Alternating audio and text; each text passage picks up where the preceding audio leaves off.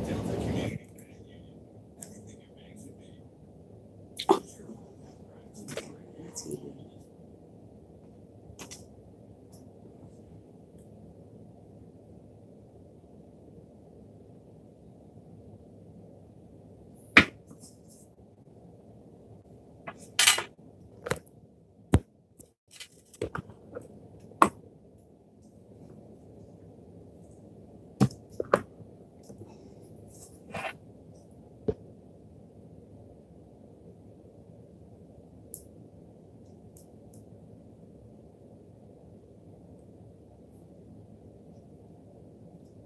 Blessing, how are you? How you doing this morning? I'm doing great. I can't complain. Thank you for joining. Thank you for joining. I'm on just like 5 minutes early, trying to get stuff together here. So, how's your morning going so far? If it's morning, where you at?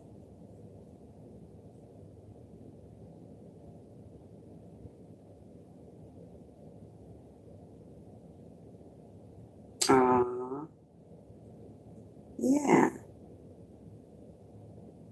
I'm here just getting stuff started. Yeah. I'm hoping you're having a great morning. I'm hoping you're having a great morning.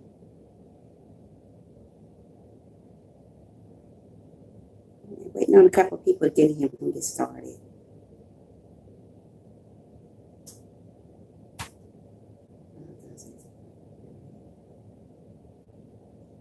Okay, hold on a minute. I'm always behind. No, it doesn't. Okay. All right. Let me see. It's evening. Oh, it's evening here. Okay.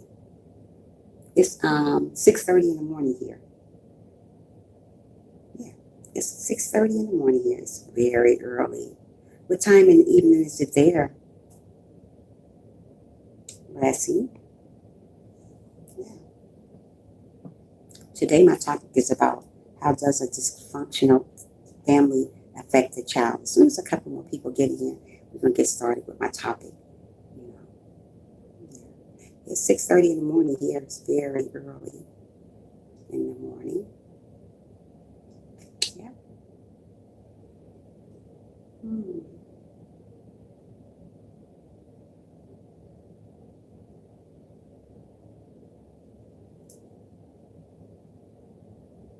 Yep, yep, yep, yep, yep.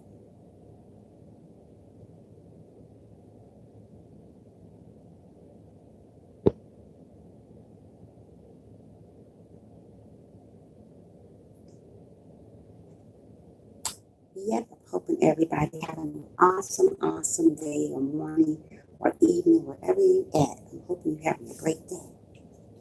Yeah. Yep, yep, yep, yep.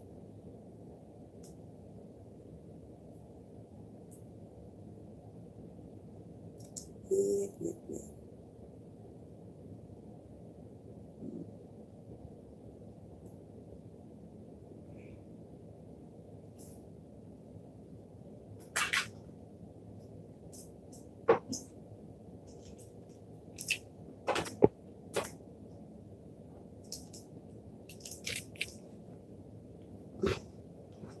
Come on, people. Let's come on. Let's get going.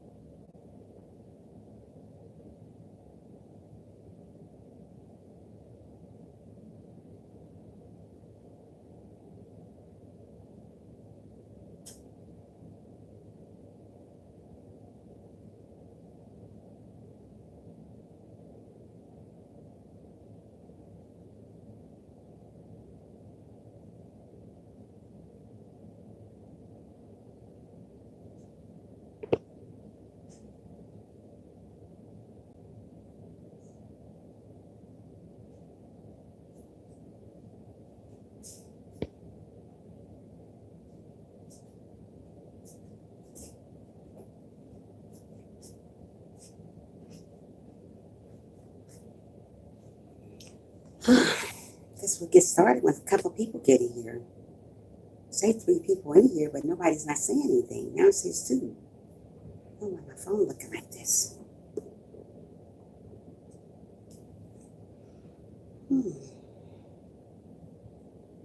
Are you still here, Blessing, or did you leave?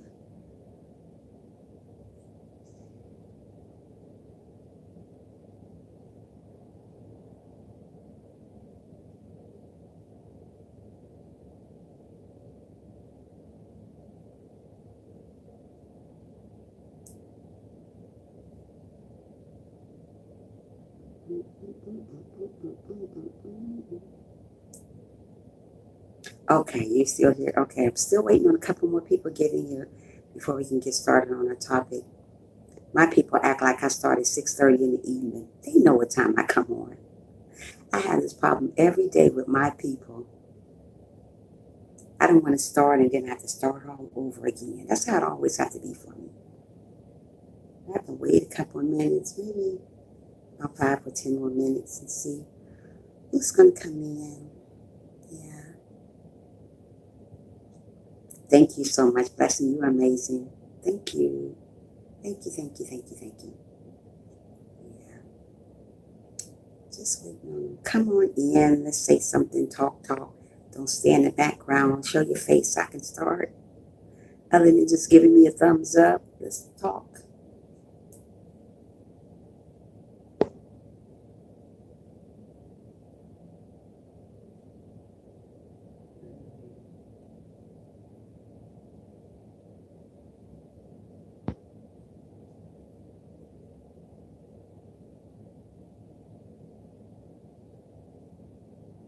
It's going to be very hot today. It's going to be 90 degrees today.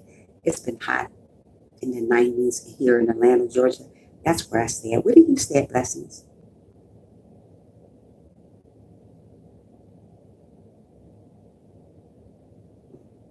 Hey, okay, that's Programmer.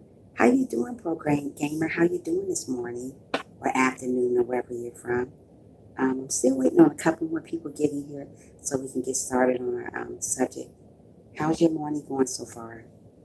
Or afternoon or whatever time is it there? What time is it there where you're at, where you're located at?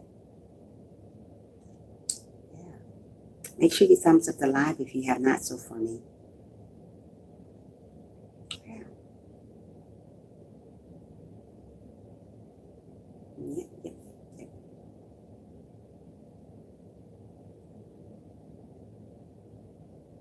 Thank you so much, Bless. I'm waiting on a couple more people to get in here. My people is always slow, never on time, always late. I started 6:30 and they know that. Hey Charles, good morning. How are you? Thanks for coming in. Make sure you thumbs up for the live stream if you can.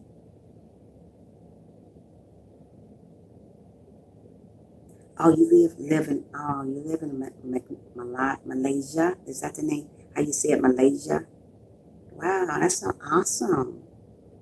I stay in Atlanta, Georgia, but it's going to be 90. It'll be 90 here all week. I don't know if I'm going to stay in Atlanta long because I don't like the weather. Well, the weather is beautiful. I just don't like, it's so congested here. So many people, and it's just they don't know how to drive here. Now, if they knew how to drive better, I would stay here, but these folks don't know how to drive, so I don't know if I'm going to stay here or not. I have to think about it a little bit. We're going to give it a couple more minutes and then we're going to get started with my topic. They know what time I start. They act like I started 6:30 in the afternoon, but give it a couple more minutes and then we'll get started. It's going to be 90 here in Atlanta today. It's been 90 all week long, so, yeah. Give it a couple more minutes and get started.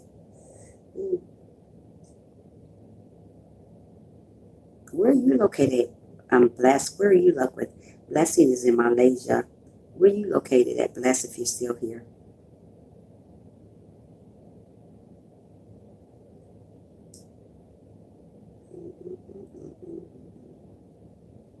I know. I'm going to start in a minute. I'm going to start in 5 minutes. They're not going to hold me back. I'm going to get started with my subject. They know what time I'll be here. Then I have to start all over again. That's what I can't stand doing. I was like, oh my goodness. Oh gosh. But It's okay. Yeah. Dealing with how does a dysfunctional family affect a child? Don't we all want to know how that happens? Yeah. Bless must have left. I want to know where he's from. What's the temperature going to be there today, Blessings? What's your temperature? Is the weather hot or cold there right now?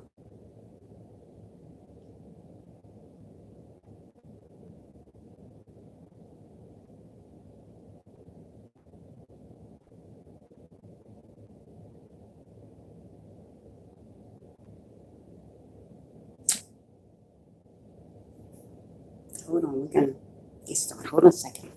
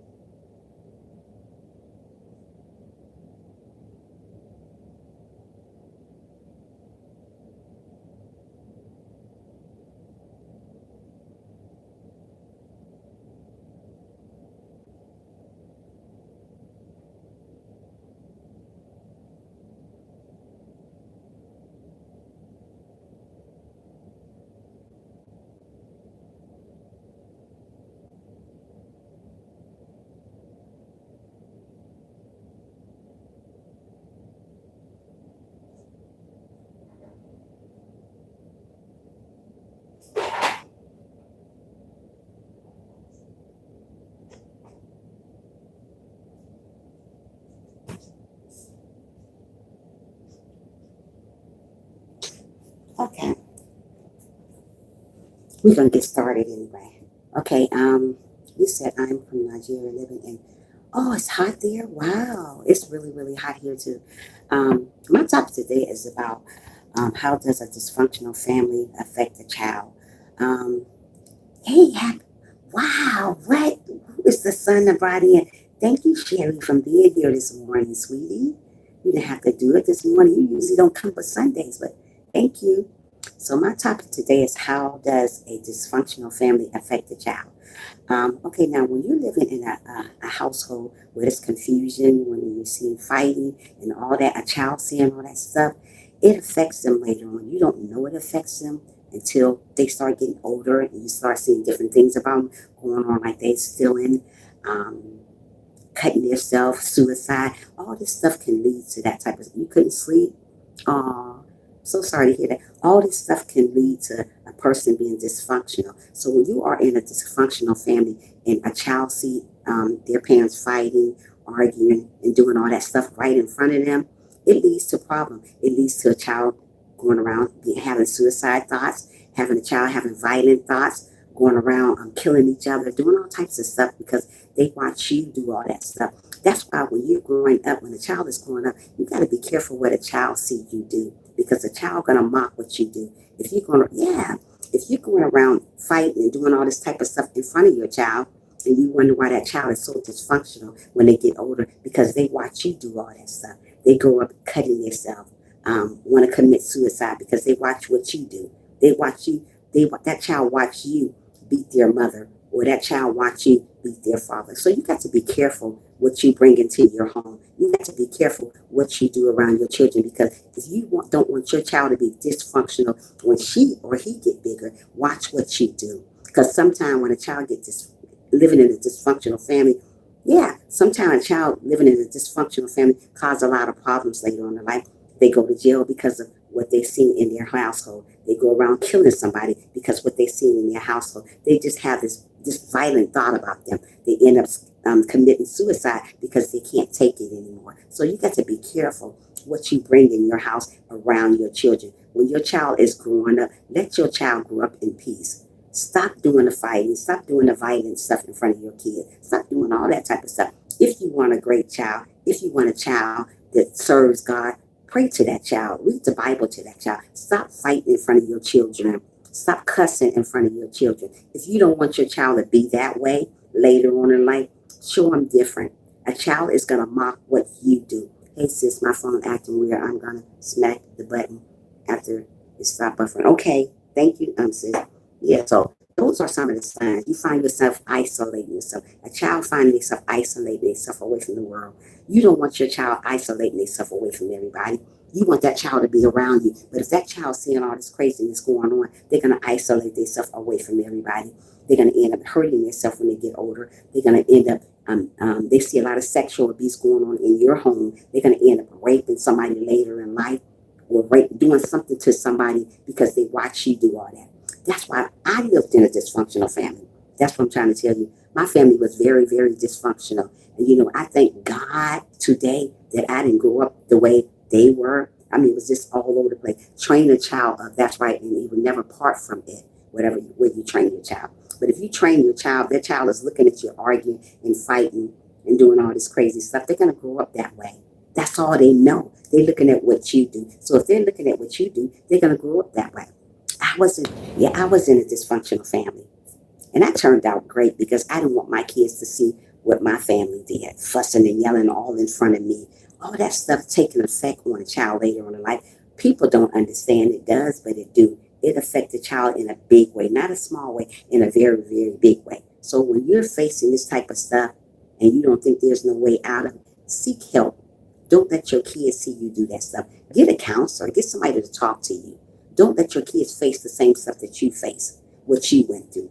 You don't want a kid to grow up with crazy behaviors, depressed, stress, bipolar. Usually that comes from the family when they's bipolar, stressed out all the time, want to be by themselves, isolate themselves in the room because they watch you do all this crazy stuff.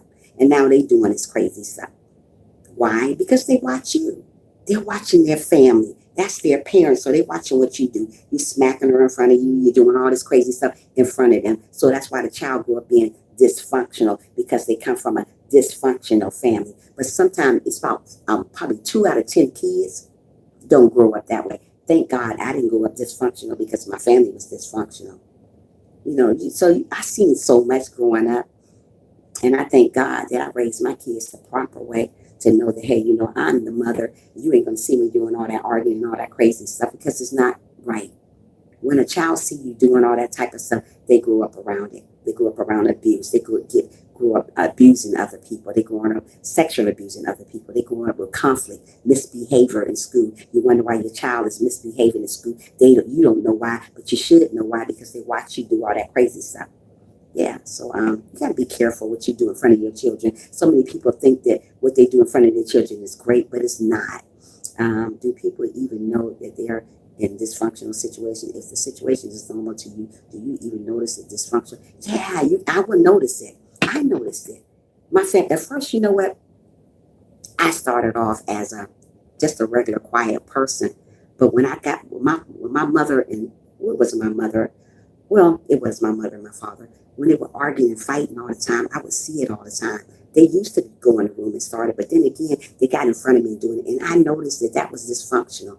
That's not normal to see a person fussing and fighting in front of you, in front of all your siblings, and you see that. You grew up with some type of, maybe you just don't feel right anymore. You feel like that, the world is against you. You feel like that, why is this happening to me? Because you see your family going through that. It's not normal. That's not normal. People arguing and fighting and hitting in front of you. That's not normal. That is not normal. I don't care how you look at it. It's not normal. You don't want to be around a parent fighting all the time, and you grew up looking at that type of stuff. So, I grew up around that type of stuff. But at the end, everything got right. I thank God that I'm not that way.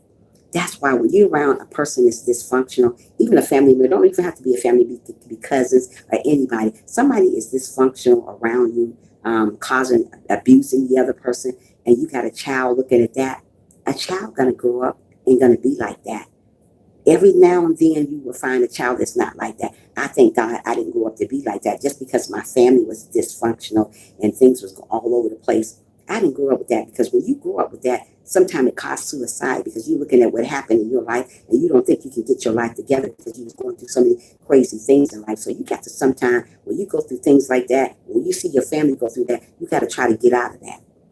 it's hard to get out of stuff like that when you see your family like that. It's hard to get your mind right when you see what your family went through. You don't want to raise your children that way.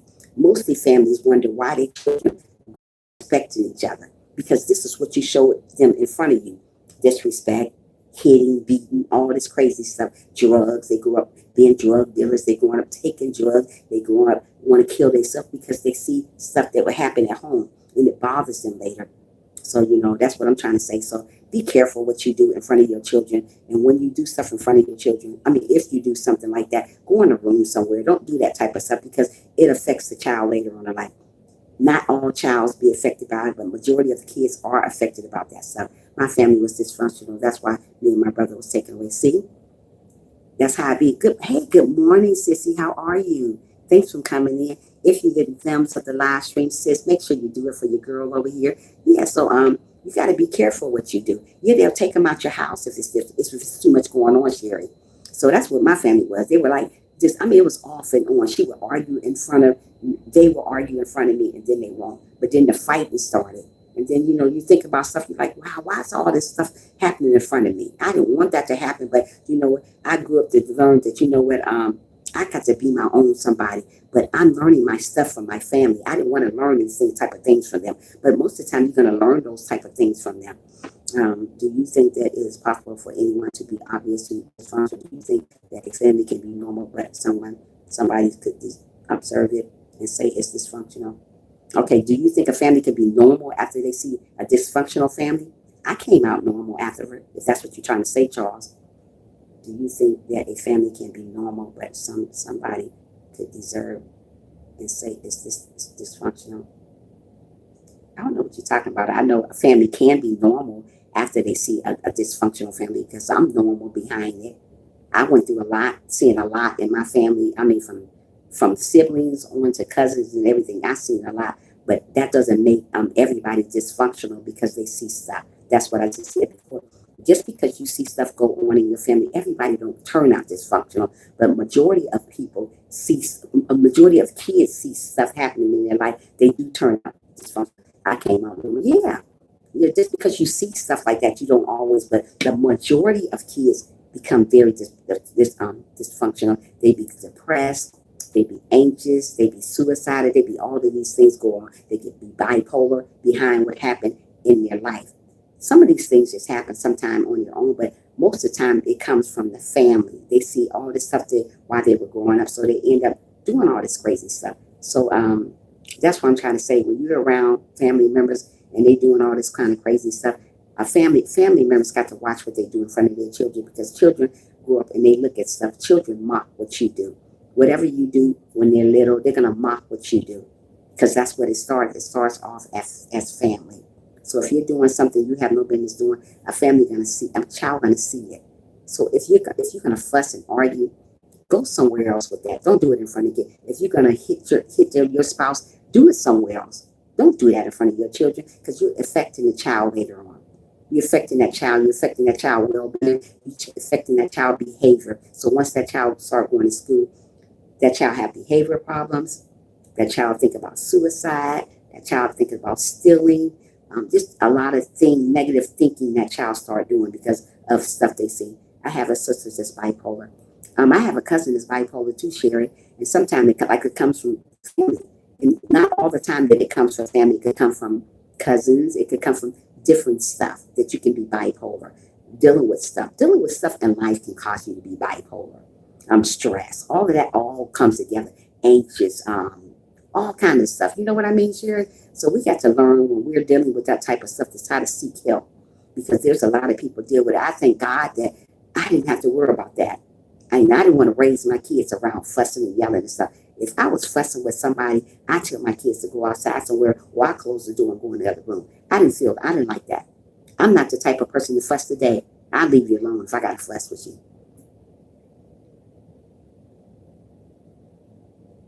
I am saying, do you think that it is possible for somebody to observe a family that is very functional, but from the point of view that they may think it is dysfunctional? Yes, yeah, of course it's possible. Charles, why would you ask me so? Of course it's possible. Anything is possible. Wow. start stating it is a different way. Do you think that we can misjudge why functional? No, you can. It just depends, Charles. It just depends. There's people can misjudge functional and dysfunctional. I'm not talking about functional. I'm talking about dysfunctional people, not functional people. There's a lot of functional people and there's a lot of dysfunctional people. On my topic, I said, how does a dysfunctional family affect a child? Not functional. Functional a person is different from a dysfunctional person. A dysfunctional person is dealing with fights and all that abuse in there. Functional, you're able to function. Dysfunctional people are not. They all mess up because of the dysfunctional family. That's what I'm talking about. I'm not talking about functional people. We're talking about dysfunctional. That's what my topic's about, not functional people. Yeah, so you just learn the difference, guys, and yeah, so I deal with a lot of that stuff. I've seen a lot of stuff in life growing up, but I thank God that I came out to be functional, not dysfunctional. Hey, Brandon, how are you doing this morning? Make sure you thumbs up the live stream for your sister over here. Yeah, so it's a lot of stuff goes on and we don't know. I just uploaded a new video. Great, that is amazing. Thank goodness you love. I have to go see that. Yeah, so it's a lot of stuff, and usually when you're dealing with people, usually when you're dealing with a person that's dysfunctional, it's hard. They're hard to trust. They don't trust easy. They can be hard on themselves. What I mean by hard on themselves, they down themselves about everything. Nothing looks right on them. They feel bad about themselves when you're dealing with somebody that's dysfunctional. They tear themselves down all the time. They neglect themselves. They abuse themselves. They start doing drugs. They start not taking care of themselves, not taking care of their hygiene, not taking care of nothing about them because they've been from a dysfunctional family. So they learn to grow up in that dysfunctional family. They never part from that. Usually some people, you understand what I'm saying, Charles? Mostly people, when they're dysfunctional, they grow up being mental problems. They have mental problems. Like that guy that we were talking about, me and my sister was talking about, he jumped over the bridge. He was a YouTuber. Maybe he was dysfunctional. I don't know what was going on. They said he had a mental problem, but usually sometimes having a mental problem comes from your past. It could come from your family or it could come from something else. I don't know, but I'm just saying, you just never know what people are going through. Like the guy jumped off, and you don't know why people commit suicide. It could come from family members or it could come from stress. You just don't know. That's what I'm trying to say. When you have little kids and they see you doing all this type of stuff, you have to be careful what you do in front of your children, because it can play a big role in their mind later on. It could play a big role in their childhood while they're growing up. It can play a big role when they go to school, when they see all this type of stuff. They don't know how to function around other people because they came from a dysfunctional family. You know what I mean? So, hey, Heath, how are you? Health. Thanks for coming in. Make sure you thumbs up the live if you have not, Sophia girl. Yeah. So it's different ways to deal with that, like stuff. Like I said, I came from a dysfunctional family. I came out to be okay. I came out to be functional. Just because you come from a dysfunctional family doesn't mean you have to grow up to be dysfunctional. So mostly people see so much stuff, hurt and pain and sorrow and all this stuff, abuse and every sexual abuse and all this stuff you see, but you grow up still being okay. Sometimes you be okay, but not all the time. It's not all the time that you're going to be okay. Sometimes you don't be okay. So when you're dealing with things like this, seek help if you have to. Because if you don't seek help, why that child is little, she's going to grow up with problems, a lot of problems. So we got to seek help for stuff like that. We got to get help. We got to be there for our children. Let our children know that we care about them when they're going through situations like this. That's why I thank God that my children are sane, not insane. Because let me tell you something. The stuff that I went through, man, I should be crazy. I mean, cuckoo for Cocoa Puffs. But I thank God that I had a God that took care of me and watched over me when all these crazy things was going on in my life, And I had a lot. And let me tell you something, that stuff affect people. If you don't understand, it do affect you when you're little. I don't care what nobody say. When you're dealing with people from a dysfunctional family, it affects your life. It affects your well-being. It affects who you are as a person. You grow up, don't know who you are half the time. You both grow up bipolar, you grow up distressed, you grow up anxious, you grow up, all these things are going together in one. You grow up with mental problems. You just don't know where you come, crying all the time. All this crazy stuff you do because you come from a crazy family. You know what I mean? Um, I just ask questions so I can better understand. Thank you very much. Um, Tracy is here. Okay. Yeah, so that's why you got to be careful who you just got to be careful anyways. You got to be careful about your life. You got to be careful what you let your kid see you do, because kids are learning from you. They're not learning from nobody else. Everybody always say kids are learning from the school. No, kids. It started at home first. It started at home. If you're crazy and dysfunctional at home, that kid's going to be crazy and dysfunctional. I'm sorry, my phone messing up. That's okay, sissy. I understand. It starts at home. So if you got somebody that's going through situations and crazy stuff like that, seek help for them. Don't let your kid grow up like you was. Don't let your kid grow up and have a dysfunctional family because they were in a dysfunctional family. Hurt, pain, distress, abuse, drugs, all this stuff comes from a dysfunctional family. If they seeing all this stuff going on in their family, you're doing drugs, you're beating your spouse in front of all of them. They seeing all this stuff and they're hiding their head, they hiding their ears so they won't hear. What you think that's what's gonna happen to them? What you gonna think happened to them? You know what I mean, Blessing? What do you think gonna happen? Do you think they're gonna overcome that? Very few people overcome dysfunctional. Very few people come out to be okay. Very few people come out functional when they come from a dysfunctional family. I thank God, one more time, I thank God that I am not dysfunctional from my dysfunctional family. So sometimes you got to look at that type of stuff. Just because people are going through situations, you got to look at your kids growing up now. You got to look at your kids. Stop thinking about yourself when you over there beating up your wife. Stop thinking about yourself when you over there beating up your husband. What is it doing to your kids? How is it affecting your kids? Mostly people don't know how it's affecting your kids. They're just going on their own way. They're worrying about themselves. You're not worrying about your children. How are you hurting your children? That stuff is hurting your children. Yeah, I came from a dysfunctional family, so I know how it is with the abuse, the arguing, fussing, and yelling, and all this stuff all day long. I didn't know. I didn't know if I was coming or going half the time. Sometimes you don't know if you're coming or going. You just hear. So thank God that my kids didn't come out that way. Thank God that I didn't come out that way. I thank God all the time. There's a lot of signs of dysfunctional. You feel isolated. You hurt yourself. You hard on yourself. You don't ever think you're good enough for nobody because you're from a dysfunctional family. So you never think that you're good enough. You always think that this is bad. This is happening for me because it is. This is happening. You're just never right. You think about suicide all the time. You think about hurting yourself. You're thinking about all kinds of stuff. You stressed out all the time. You're feeling bipolar. You're schizophrenic. All these things take place when you're coming from a dysfunctional family because you've seen it all. It's nothing you've seen. So when people tell you about stuff, you're like, I've seen that already. You know all about it. You know all about the hurt, the pain, because you've seen it when you live them.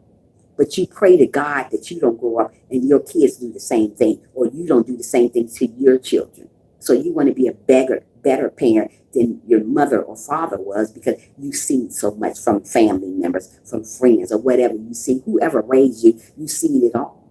So when you see all that stuff, you got to think, me too, sis, thank God everything that I am normal. Yeah. Sometimes you wonder, Sherry, if you're going to be normal. Everybody not normal behind this. You see kids are crazy out here. Hey, good morning, Frank. How are you? Thanks for coming in, Frank. Yeah. Like I said, I always said to myself, I hope I don't have to go to no counseling or something.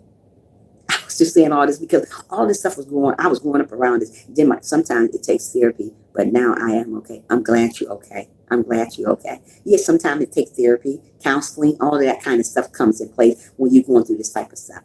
There's a lot of dysfunctional families out here. I done seen it all. I'm trying to tell you, I have seen it all. From the top to the bottom, I done seen it all. And I know how it is to be in a dysfunctional family that you don't think nobody love you and if nobody's not paying you no attention. They're too busy over there arguing.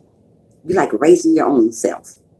And you're looking at all this type of stuff, and then you think about it later. That's why people grow up thinking about so much stuff. They got so much stress and confusion in their mind because they're thinking about what used to be. When you need to just let that go. Whatever happened in your family, let it go and live for today. Some people can't live for today because they keep thinking that same crazy stuff that happened back there in life. Sometimes we got to let stuff go and live for today, even though we had a dysfunctional family, but we don't want our children that way. We don't want our children to grow up killing one another. We don't want our children to grow up selling drugs. We don't want our children to grow up beating women, beating men, whatever. You don't want that to happen. So that's what I'm trying to tell you, people. Stay away from that type of stuff. Move away from that type of stuff because we don't need that in our life. We need to move away. Mostly people don't want to move away from it, but you got to move away from that type of stuff. I've been there and I know how it is. I know how it is to be hurt. I know how it is to be in pain. I know how it is to be depressed, stressed out. I know all about it. I've been through it, but I overcame it. I still think about stuff that happened, but you know what? We want to overcome that. We don't want another child to be messed up in life because of what their parents done. We don't want another child to fall short. We don't want another child to have behavioral problems in school because of all this stuff going on. We want a child to rise above that. We want a child that's gonna be what they want to be. You want a child to go to college. You want a child to be sane, not insane. You know. So many insane people because they see what the parent have done. So if you want your child to grow up with respect, with dignity, with kindness and humble, you have to show them that at home. You can't be doing crazy stuff in front of your children. Dysfunctional family again. That's why a lot of kids grow up being dysfunctional. Hey, Poetic, thanks for coming in. How are you doing this morning? That's why a lot of people come up being dysfunctional. A lot of kids, you wonder, why she act like that? What's wrong? You don't know that person's story. You don't know what that child had went through when she was a child. So you can't judge that child for what's going on in her life or his life. You don't know what they have to face in their life. You don't know what kind of torment they have going on in life. You don't know what type of abuse they had to suffer in their life. We don't know none of these things. All we know that child, something wrong with that child. You go to counseling. Like I say, I talk to kids every day, counseling them. I know exactly what I'm talking about when it comes to counseling because that's what I do. You know, sis, I went to see a counselor a few years ago. Did you, Sherry, did you get the help you needed when you went to go see the counselor? I know I deal with dysfunctional children on a daily. I started back school in about 8 days, and I know how it is to deal with people that's dysfunctional. I know how I feel. I deal with this on a daily. People watching their parents get killed in front of them. And you're coming from a dysfunctional family. Do you know how that affects a child growing up after they didn't see all this stuff happen in front of their face? I deal with this type of stuff. It's sad, it's bad, it's miserable. You just can't see yourself out of it. What if you see a little child seeing their mom get her head beaten to the floor? Well, this little 5-year-old little girl, she seen her mother get her head beat into the floor. She's 5 years old. Beat to the floor in front of her. And you're going to tell me that's not going to cause her to be dysfunctional later on in life because she's seen that come from her dysfunctional family? She's seen her father take her mother head and beat it into the floor. And now this girl have counseling now with me. I teach her, I talk to her, and we go over her IEP every day in school to figure out where we go from here. Every time she think about her past. She's in foster care now because she's not there no more. Her mom is not there no more, so she's in foster care, trying to get the help that she needs now because she was in a dysfunctional family since she was a little girl. Now she's 5, she know everything. 5 years old shouldn't know all this stuff. Oh, I see my mother get her head cut. I see my mother get her head slammed to the floor. It seems like dysfunctional people are the ones that be having, yes, they be having kids. And then you bring your kids in this type of stuff. You bring your kids around all this type of stuff.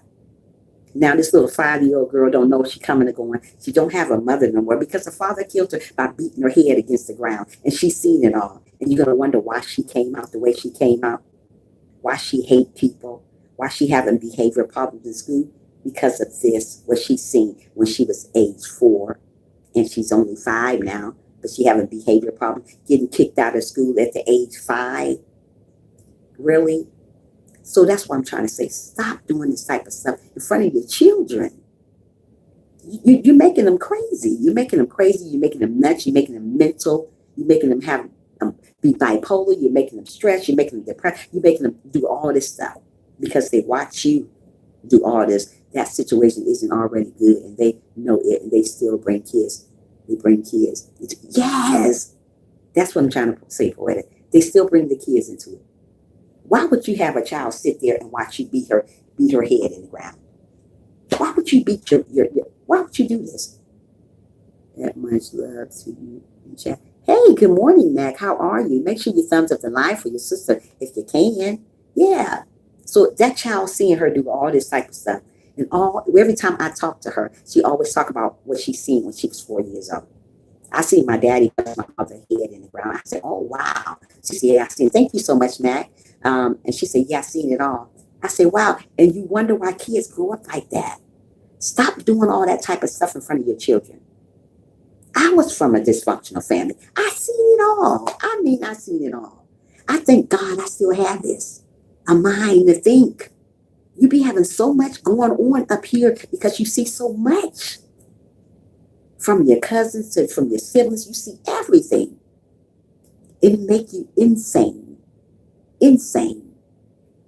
Because you see so much stuff. You're not sane anymore. You're insane. You're like, wow. That's why I grew up to be a counselor. Because I seen so much growing up. I seen the most. And you know what? It's bad when you see so much in life that you say to yourself, wow, really? Wow, really? I sit up and watch a lot of stuff in my household go on. But I am okay. I ain't crazy though. But I seen a lot. These things make you go crazy. And I've seen it from little, like this little 5-year-old.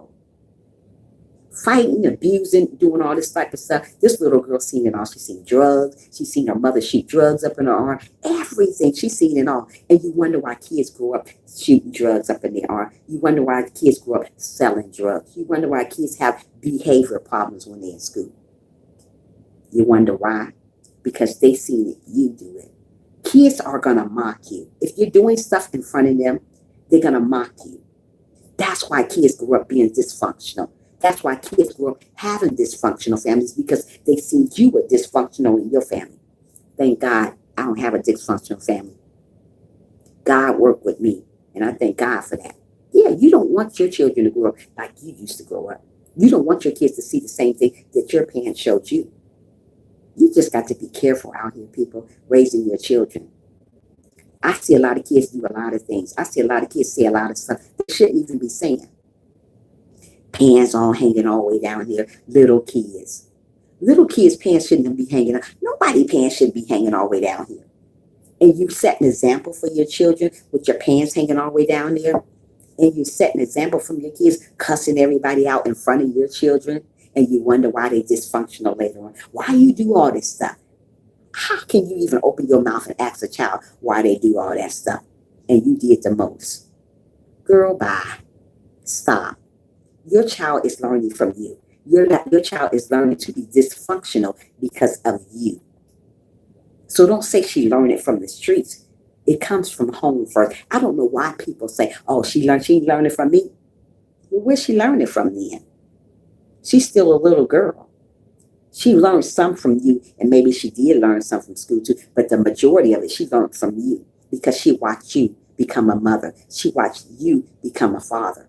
So when they're watching you do these things, and they already know they're in a dysfunctional family, they already see everything. They see you doing drugs. They see you taking drugs. They see you doing everything, smoking and doing all that in front of them, drinking and doing all that. And you wonder why they become an alcoholic. And you wonder why they want to kill somebody. And you wonder why they have these mental problems. And you wonder why they commit suicide, because their mind can't take no more because they've been through so much. So they start thinking about all the stuff they've been through. Oh, I've been through this. I've been through that. Why am I living? Most of the children always question themselves. Just like I got another little girl say, why am I living? How you 7 years old asking me why are you living? God got you living here. I might as well not be living. Hey, me and my kids, thanks for coming in, sweetie. Dysfunctional family. Dysfunctional family. Stop, stop, stop. Stop letting your children do everything. Stop letting these things affect your children. You may not think they're affecting your children now, But wait down the line when you see that children in jail for drugs. I seen my brother fight his ex-wife when I was a teenager. Really? I'm doing awesome. Me and my kids, I can't complain, girl. I am up here this morning, 10 after 7. And I think it's probably about 12 o'clock where you at. 12 or 1 o'clock where you at, 10 after 1 where you at. I keep up with your time, me and my kids, because it's 10 after 7 here in the morning here. And it's like 10 after 1 in the afternoon where you at. Yeah. So, yeah, we dealing with this type of stuff on a regular. I think it's 10. Yeah, about 1 o'clock or whatever. Yeah, but just learn who you're dealing with. Learn about your children. Don't let these type of things affect your children later in life. Don't let the wickedness take your children away. Don't let them have behavioral problems. Don't let them suffer from abuse. Don't let them suffer from neglect, because usually when a child getting seeing all this dysfunctional stuff going on in their family, they start neglecting their family when they get them. They start abusing their family when they get a family, because they see you do all that stuff. So why they see you doing all that stuff in the family, when they grow up, they're going to start neglecting their family. They're going to start abusing their family. They're going to start, if they see you doing drugs while they were growing up in front of you, they're going to start doing drugs. They're going to start taking them. They're going to start doing whatever it is to make them feel good. Mostly people cut themselves because they came from a dysfunctional family. They say cutting themselves make the pain go away. There's a lot of children I deal with a lot of children like that. They cut themselves because they say the pain makes the pain go away. They don't want to think about where they came from. A lot of people don't want to think about where they came from.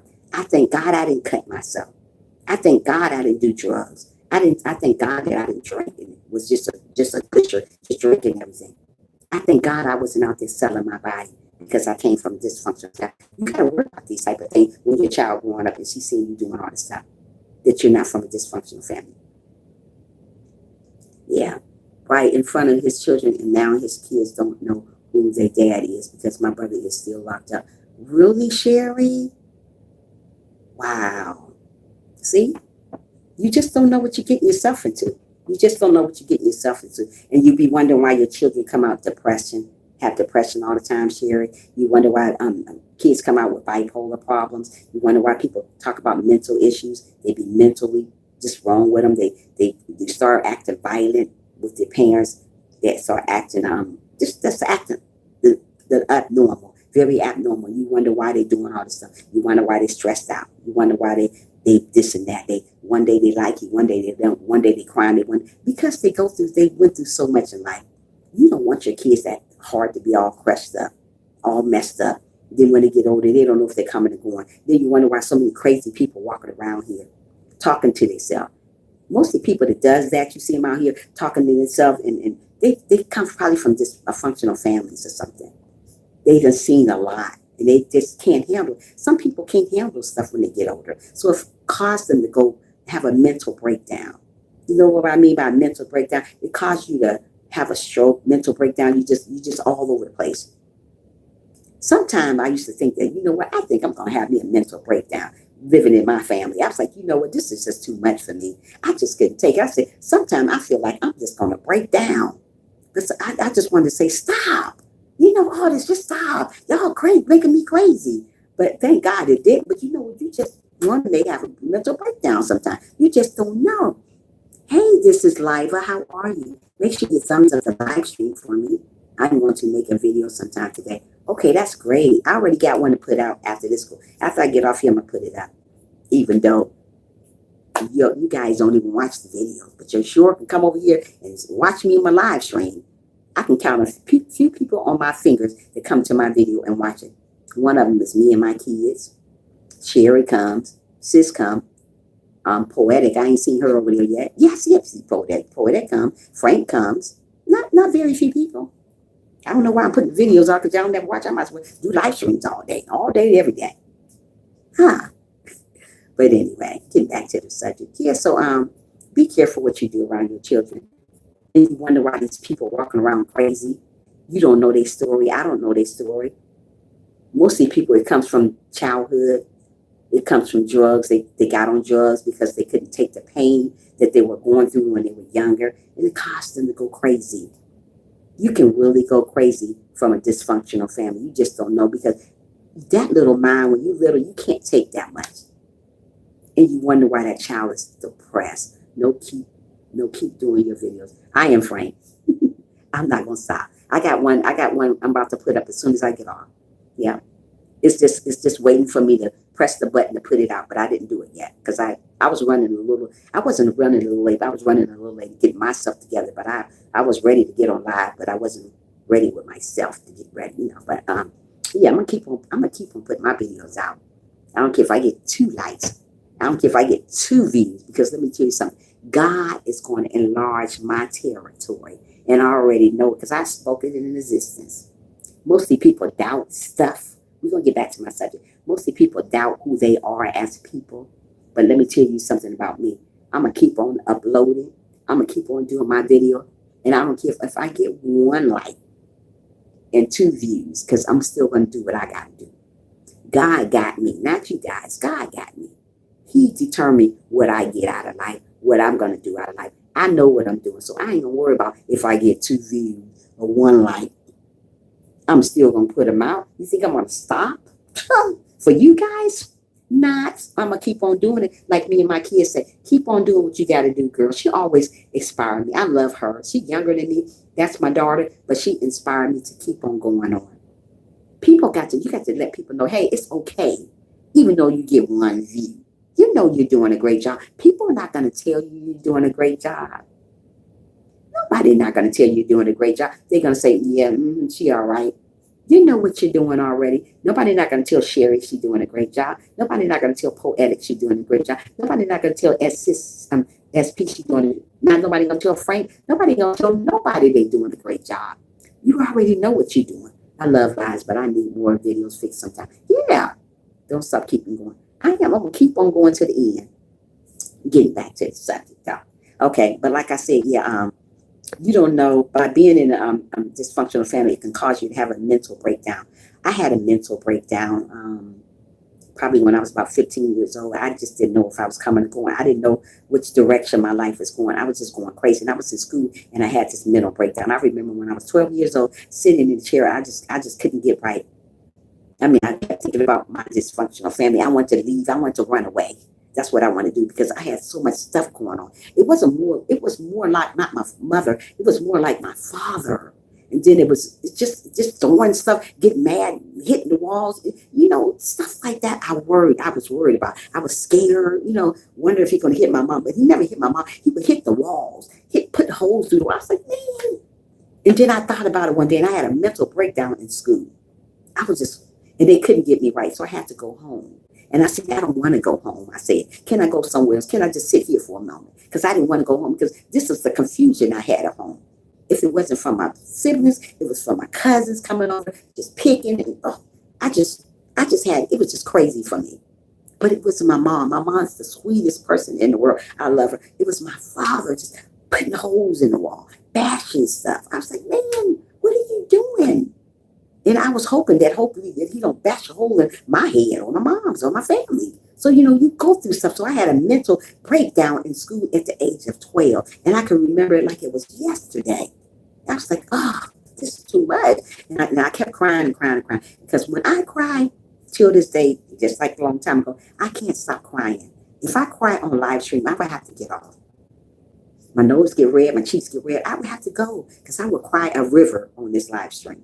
You'd be like, oh, so stop crying. I won't be able to stop crying. So that's why I don't like to be upset. Because when I get upset, I keep crying. I cry and cry and cry until I can't cry no more. I cry a river. I don't like people to make me upset. That's why when I was in school at 12 and I had that mental breakdown because dealing with my dysfunctional family, it had me all over the place.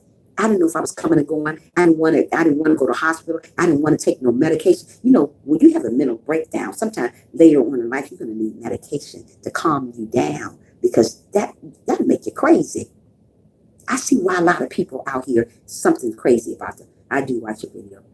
Okay, yeah, Tracy, I forgot. Oh, Tracy, I forgot about you too. You too, Tracy. You watch them too. I'm sorry, I forgot about you guys. Yes, you do. You watch them. You do. But yeah, I was just going crazy. So don't let your kids grow up to see you do all this stuff. Because I'm trying to tell you, Trisha knows it is bad when you're going through a mental breakdown. When you see your children going through that type of stuff and you wonder why they misbehave in school, There's a lot of children misbehave in school because they see what's going on at home. Hold on, what you saying? Sherry said, everyone used to tell my brother stop fighting his wife, and they would tell him that he would want someone to be his sister like that. Amen. Right, that's true. That's right. Hey, Susie, how are you? How are you doing, my sister from another mother? How are you? Yeah, so I was all over the place. I didn't know if I was coming or going, man. So when you going through situations like this in life and you got children watching you, you got to be careful what you do in front of your children. If it's the beatings, if it's the abuse, if it's, I'm glad you're doing awesome. I'm glad you're here today, sister. And I got to make sure you are mod inside of my live stream because you did it to me too. So there you go, sissy. Now you are mod in my live stream. Yeah. So yeah, it's consistent fighting. Usually when you're going through stuff like this in life, you're hard on yourself. What I mean by hard on yourself, when you're going from a dysfunctional family, you're hard on yourself. You're always tearing yourself down. You don't believe in yourself no more. Everything you do, you say, I'm not going to do it. It's not going to be right. You're very welcome. It's not right. I'm not going to achieve. Everything is going wrong for me. So you start thinking these things. When you see your family doing drugs and doing all that, so you wonder why that child is growing up doing drugs, stealing, out there being the biggest drug dealer ever. Oh, why they doing all that? Because they seen you do all that crazy. That's why they doing all that. Where they do that at? Right here. And you wonder why your children acting a fool. Because of you. Kids learn from you. They don't learn from nobody but you. When you go around doing crazy stuff, you're going to get it back done to you. When a child see you doing all this stupid stuff, you're going to wonder why they violent. You're going to wonder why they suicidal. Because they suicidal because they watch what you do. Just like the 5-year-old seen her mother get her head banged to the ground. And now her mother not here because of her father. And she wonder why she's in counseling right now. Why I counsel this little 5-year-old, because she got all this stuff going on, because what she's seen back there, she got all this junk in her mind because what she's seen back there. Be careful what you bring around your children. Be careful what you do around your children, because you just don't know what it happens later on in life when they grow up. And you wonder why they have behavioral problems. And you wonder why they're disrespecting your teachers. And you wonder why they're disrespecting you. And you wonder why they got bring guns to school, because you had a gun when you was little, when they were little in your household. So when they get older enough, they're going to bring them a gun to school. They're going to shoot the school up because of what they seen in you. You got to understand these things. Kids are going to learn from you. My family was very, very dysfunctional. And I don't care what nobody, thank you so much, me and my kids. And I don't care what nobody say. I came from a dysfunctional family. It wasn't from my mama. It was from my father. Very dysfunctional. I didn't know if I was coming or going. I didn't know if I was going to make it to the next day. Like I said, I had a very, very mental, and my nephew's been locked up before. Wow, Sherry, so sorry to hear that. My nephew is locked up too right now because dysfunctional. And I didn't know if I was coming or going. You don't know if you're coming or going half the time. I'm sitting in that chair at age 12 crying like crazy. And they say, you want me to see you home? I say, no, whatever you do, don't send me home. Don't send me home. You don't want to get sent home. I had a mental breakdown at 12. And I thank God that I am still sane. I'm not insane. So many people are insane because what they see in their childhood, and you wonder why your kid fall apart. And you wonder why your kid slit her wrist, right? And you wonder why a kid want to commit suicide because she watched what you do. I watched what my mommy did. And you wonder why a kid's shooting up drugs. Why you doing that, girl? I watch you do it. And you wonder why a kid's smoking, right? You wonder so much about your stuff because she came from a dysfunctional family. You wasn't trying to be functional around her. You was being dysfunctional. So while you was being dysfunctional, she was learning what you did. Be careful what you do, people, around your children, because they're learning it from you. If you're smoking and doing and cussing and yelling in front of your children, guess what? They're going to do the same thing. This little girl I counseled today, she don't have a mother no more because she was in a dysfunctional family. Her father took her mother away from her. Be careful, guys. This is a little girl. Didn't having a little girl, a 7-year-old girl telling me she don't want to live no more. 7 years old. How she knows she don't want to live no more? She's only 7. 7. You should be out here playing, having a normal life. She's not even normal anymore because she watched her family get beat. She watched her father hit her mom. She watched all this stuff going on. So she got all this stuff going on in a little mind at 7 years old when she should be having a normal life at 7, but she came from a dysfunctional family, so she don't have a normal life. So when you don't have a normal life, you end up doing stuff to yourself, like cutting yourself. 7, oh my God. Yes, it's sad, Susie. You end up cutting yourself. You end up having stress. You end up being bipolar. And you wonder, why is she so bipolar? Girl, bye. You know why she's so bipolar. She learned it from you. She learned it from y'all. Y'all over there fighting. One day you're loving each other. She see you. One day you're loving each other. Then one day you're not. So she learning this stuff, how to be bipolar. She learned how to be depressed. She learned how to be stressed. She learned how to isolate herself away from the world because that's what you taught her. She heard about the screaming and yelling, so she did this all the time. Or he did this all the time. Hiding. She isolated herself away from the world. So you wonder why she grew up weird. Oh, you weird. Girl, bye. You know why she grew up weird. Because she watched you do this stupid stuff all the time. So now she weird and she crazy. She don't know if she coming or going. She wearing all these bag lady clothes because she came from a dysfunctional family. Learn the difference, people. Do what you got to do to protect your children while they're small because they learning from you. They're mocking you. So when you're doing something in your family is dysfunctional, start getting functional with your family. Okay, thank you.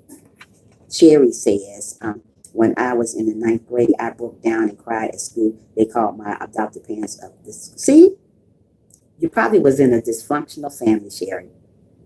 I'm not afraid to say I came from a dysfunctional family because let me tell you something. It made me the woman I am today.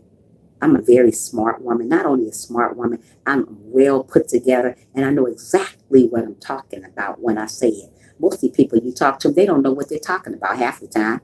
Talking out the side of their neck, don't know nothing. Very smart woman right here. Very strong-minded woman right here. Even though I came from a dysfunctional family, just because you come from a dysfunctional family doesn't mean you come out that way. There's a lot of great people came out to be great people, like me, myself. Yes. I came out to be wonderful, and I thank God, and my kids is wonderful, even though I came from a crazy family. You ain't always got to be crazy because you come from a crazy family. You know what I mean? You don't have to be that way. Sometimes you want to rise above that. You don't want to be like your family was. You want to be better than your family. I don't want to raise my kids around all that torment and all that yelling and all that stuff. That's not good. That's not good for the mind. That ain't good for the soul. It ain't good for your spirit. So when you're around people like that, move away from them. But you, as a child, you can't move away from that because that's your family. Where you gonna go? You gotta listen to them fighting. You gotta listen to them throwing each other down, pulling hair, and doing all this childish stuff. And you wonder why your child grew up selling drugs, depressed, violent, abusive, neglected. They get up growing up neglecting their kids. They growing up raping people because they see you getting sexually abused by your man. And you wonder, why did they do that? Why? Think back about your life. That's why they did it. My dad is very proud of me right till this day. Amen. Hey, that's great, Sherry. You're amazing. Okay, got my coffee. Yay, Poetic got a coffee. Yeah. So what can cause dysfunctional family? What can cause a dysfunctional family?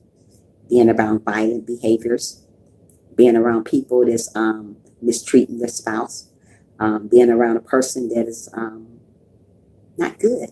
Somebody is just doing the wrong stuff all the time. Somebody is fighting, somebody's killing, somebody's stealing. This is dysfunctional stuff. Bad behavior, smoking, drugs, and neglect, all of this comes making you have a child that's dysfunctional. She watching all this stuff going on. He's watching all this stuff going on. And they try to be normal, but they can't be normal because they're from an abnormal family. I tried to be normal at age 12. When I had my mental breakdown at age 12, I didn't want to go home. It was so bad. It was that bad. I didn't want to go home. I was like, wow, it was just too much for me. Do you know you can have a child have a stroke when they're going through this type of stuff? Do you know this? Do you know kids as young as 4 or 5 years old can have a stroke when they see all this mental stuff going on? This is a lot on a child's head. You don't know that. You don't know a child take a lot in when they at age 5 or 4 years old doing all this stuff. Did you know this affect them? Did you know this affect their childhood? And you wonder why kids are so weird. Oh, I can hear a lot of parents calling kids weird. Well, where she get her weirdness from then? You. She didn't even go to school yet. You calling her weird. You weird because you brought her up that way. This girl acting so crazy because she watching her parents get beat up on.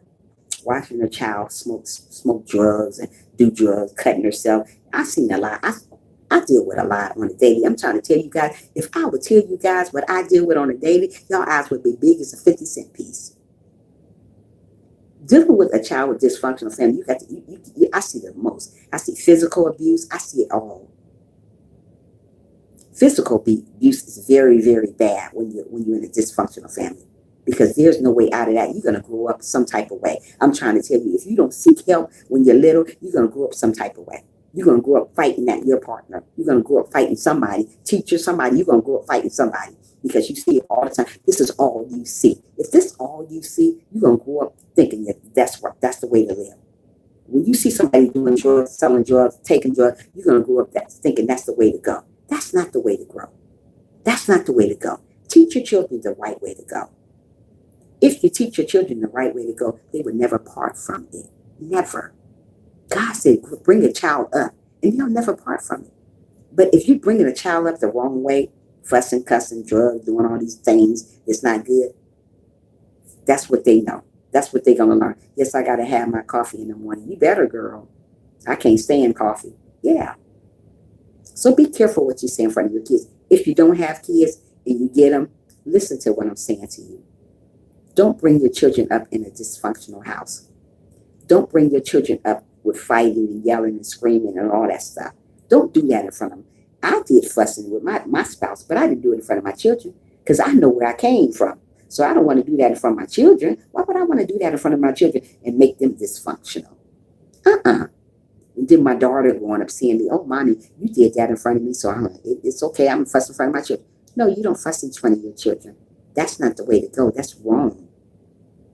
So always get up and grow up and be the best mother or be the best parent you can be. Respect one another. Show your children respect. Don't fuss in front of them. Don't fight in front of them. That little girl, 5 years old, don't even have a mother now because they did that right in front of her. Do you know what she think about every day? Do you know that's causing mental problems? And you wonder why that man jumped across the bridge, right? You don't know what was going on in his life. Why he jumped over the bridge. A big old YouTuber just jumped over the bridge like it ain't nothing. You don't know people's story. You don't know what happened in his life. It could be something that happened in his life, made him have mental problems. We don't know these things. I don't know these things. You don't know these things. But he jumped over the bridge, right? He committed suicide. Sometimes you can't take it. Sometimes enough is enough. You just don't know people's story. You don't even know my story. People think they know my story. All y'all know is my name. Y'all don't know my story. Hey, Bone Backer. Thanks for coming in. Make sure you thumbs up the live stream for your sister over here. How you doing, Bon? I saw on Facebook this girl cursing. Okay, I found on Facebook this girl cussing her baby, saying, oh my God, I didn't want an ugly baby. I see, okay, they were just talking about that, Susie. Just talking about that. Matter of fact, my sister, SP, brought that up to me. How you not want to have a baby? Why did you open your legs up and then get pregnant then? There's a way to prevent pregnancy if you didn't want that baby. Yeah, I heard about that too. SP was telling me about that. That's sad, Susie. I used to babysit some kids that came from a dysfunctional family. See what I mean? It's sad. Hey, folks. Hey, Bonner. Only 2 emojis, not 3 emojis. Take one of those to erase that. Only 2 emojis, not 3. 2. Yeah, sad. It's sad, Susie. Bonner, erase those emojis. Only 2 emojis, please. Well, guess I'll take it off. So, yeah. So be careful what you bring around your children. Be careful what you bring to the table. If you want your children to be amazing children, if you want your kids to love God, if you want your kids to know who God is, raise them the correct way. There's a lot of children don't even know God. Again, I have a child I talk to all the time. Don't know nothing about God. She said she can care less about God. They don't go to church. She don't know nothing about God. I'm going to open the Bible for her. I can't go and say, I can't go to a school and say, or counsel a child, and because it's against the rule, I can't go open a Bible with a child, even though I be wanting to read the Bible with kids. I can't do that. You can get fired from reading the Bible. You can't do that here. It's not about that. So this child told me she don't know nothing about the Bible. So when I come to her home, since I can't do it in my job, I go to her home and we read the Bible together. She said her mama reads the Bible with her. She said her mom said she don't have time for that. 7 years old. Her mother don't have time for the Bible. Lord have mercy. Every time I go to this girl's house to see her, her mother laying up with a man. I said, where's Anita at? And she said, oh, she in the room. Different man, different day. Every days of the week. But you wonder why your child is dysfunctional, and you wonder why your child is in counseling. Because she got so much on that little head. She sees so much going on, and she don't even know nothing about God. You're not even teaching her nothing about God. Why don't parents teach their children about God? Do it little. That's why most of the kids don't know nothing about God. That's why they come out dysfunctional, because you're not teaching them nothing about God. You're not teaching them nothing about the word of Jesus. Everybody needs to know the word of Jesus. Whether you know it or not, you have to learn your children that. This girl that I used to babysit, look at her now. She is with a woman. Oh, wow. Is she? Wow. See, you just don't never know how a child going to grow up. There's a lot of children that's with another woman or well, you know, but that's their business. It's not mine. But it's sad to see that type of stuff go on. But you know what? That don't come from a dysfunctional family. Sometimes that just comes that you just want to be that way. You just don't love. Like me, I grew up, I hated men. But I didn't want no woman. But I hated men, though. Because when I was growing up, all I was around was a bunch of men down and saying this, I'm stupid, I'm this, I'm dumb. So I grew up with some kind of like a complex about myself. I grew up like low self-esteem. Like I was telling them the other day in my life stream, I grew up with low self-esteem. I used to wear black all the time. I still wear black, but I overcome all that craziness that was going on. But I used to wear black. The reason, yes, because of her mother. She's seen her. Yeah, there you go. That's it. I grew up having low self-esteem because I hated men. I'm gonna tell you my story real quick. I told it already, but the people that came in, I hated men. The reason why I hated men because I was getting tormented by the men that was around me, family members, siblings. Oh, you stupid, you dumb, you this and you dumb. And this is why I hated men. So I told my mother, you know what? I said, I'm going to wear black all the time. And she said, why would you wear black all the time? I said, because that's what I feel like, a little black circle in the background and nobody caring about me. So this is why I wore black all the time. So I kept that in my mind when I got older in school. I still wore black. My teacher always said, why do you wear black all the time? She said, you look pretty in another color. I said, listen. And she said, why do you wear black all the time? You look pretty. And I said, no, I like black. So I wore black pants, I wore black shirt, but it was different kind of black stuff. It was always it wouldn't be the same clothes, but it would be always black. So I grew up, even when I got older, I still wear black. But all that stuff that I used to go through, I overcome. But black is not my favorite color. It's just that I went through so much stuff, and I told my mother that I'm going to be the little black spot in the corner over there, since everybody called me stupid and dumb. Yeah, stupid and dumb by the counselor, though, right? Yeah, but they was calling me all these names, but I overcame all that stuff. Yeah, I overcame it all, Susie. I'm not like that way no more, but I wore black all the time. All the time. Even when I was an adult, I still wore black. And I still wear black today. But it's not my favorite color. It's just like, I like black, you know. But at first, it was a pain. I was feeling pain. So I wanted to be the little black spot in the background, you know. Yeah, I grew up out of that area. I'm not like where I used to be at. But I still wear black. It's not because of that no more. But then again, it is because of that. But I don't think about that stuff no more. I just still wear black now. But I mean, everything was black. I didn't have nothing under it. It was just all black. Black pants, black shirt, black earrings, black nails. I had everything black because I felt like that little black circle in the background. Don't let your children feel like a little black circle in the background. What I mean by the little black circle in the background, being that you're by yourself. That little black dot all by yourself. And everybody around you is colorful except for you. So that's what I felt like, the little black dot in the background. And everybody around me was colorful. So I started wearing black. And my mother used to tell me, don't wear black. No, I want to wear black. I told her. So I wore it to school. I had her buy me black stuff all the time. Black nails, everything. Hey, man, how are you? Make sure you thumbs up the live, sweetheart, as you come in. Thank you. Yeah. So I got out of that, Sherry. I'm doing better. Like I said, I wouldn't want my kids to do the things that I went through. I don't want my kids to go through the stuff that I went through. I don't want to have no arguing, fussing, and fighting and all that stuff around. I don't want people to call me dumb and stupid. I was around people said I was dumb and stupid. But I was getting A's and B's. I didn't get it when they were saying, this was family members were saying this, cousins, oh, you dumb and stupid. I didn't get why they were saying this stuff that I was dumb and stupid. When I was getting A's and B's, I just didn't get it. I was like, how am I dumb and stupid? I'm getting A's and B's. I was an honor roll student, but they were still calling me stupid. I was like, why am I still getting called stupid? And I grew up with this complex that I was stupid. But I said to today, how am I stupid? And my counselor. But I just did back then. I just didn't know. I was still getting A's and B's, but I was still getting called stupid. I don't know. People just calling me names. Girl, let me tell you something. I had it bad. I thank God that I ain't where I used to be. Let me tell you. Black used to be my favorite color until I said, let me ease my way out of black and start wearing colorful clothes. Yeah, I wear it all the time. I wear black. It got to be a black shirt, but I always wear colorful clothes. They were jealous of me. Maybe so, Susie, I don't know. I was the one getting the A's and B's in my family, Susie. The only one. But I was stupid. I was dumb. I was ugly. I was fat. I was skinny. I was called everything. I was never fat growing up. I was always a skinny person. This weight came on me later on in life. You know what I mean? I got weight later on in life from my mama with the big old hips. Okay? That's who gave me this stuff. But later on in life, I was skinny. I was dot to dot puzzle. I was all of this stuff. Dot to dot puzzle was freckles because you dot to dot puzzle. I was dumb, stupid. Oh, you ain't gonna never be nobody. I ain't nobody. I guess I'm a counselor now. I guess I pat myself on the back, but I wasn't gonna never be nobody.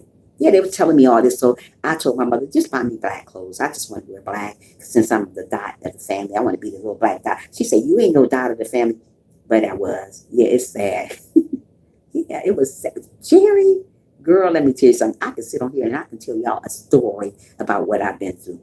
That's why I'm trying to tell you guys, don't let your child be from a dysfunctional family. Don't let them grow up like that because it'll affect them later. And you'll wonder why they're doing this, why they're doing that. You got to think back what you did. It didn't affect me, but it affected me in a little bit. It didn't mess up my mind because I'll probably be out here crazy somewhere. It didn't mess up that. But sometimes I sit back and think about where I came from and where I'm at today. And I thank God that, hey, he brought me from that mess. Because over there, that was mess for me. And today, I'm living life like it's golden. And I'm living great over here, okay? I'm not worried about where I used to be, even though that was a dysfunctional stuff over there. Sometimes we got to get away from that dysfunctional stuff and start living functional, even though people want to bring you down and make you feel like you are zero when you know you're worth more than that and you know you're a hero. That's what I am today. I don't worry about where I used to be. I'm worrying about where I'm at today. I'm living for God. He got me. Let me tell you guys, if you're in a dysfunctional family and you're bringing your kids up in around a dysfunctional family, you need to stop right now. If you're fighting in front of your kids, if you're doing drugs in front of your kids, if you're making them feel like they're nobody, let me say that again. If you're making your children feel like they're nobody, they're going to grow up with a complex like I did. Stupid. I still think about that today. Oh, stupid, dumb, skinny. So when they used to say that all to me, I used to overeat. Mostly a person that come from a dysfunctional family, they overeat everything. You just overeat. I was just overeating because they was calling me stupid. They was calling me skinny. So I wanted to be fat because they called me skinny. So I wanted to be fat. So I overeat stuff. Just overeat. Even when I wasn't hungry, I still overate. I was like, wow, why am I eating like this?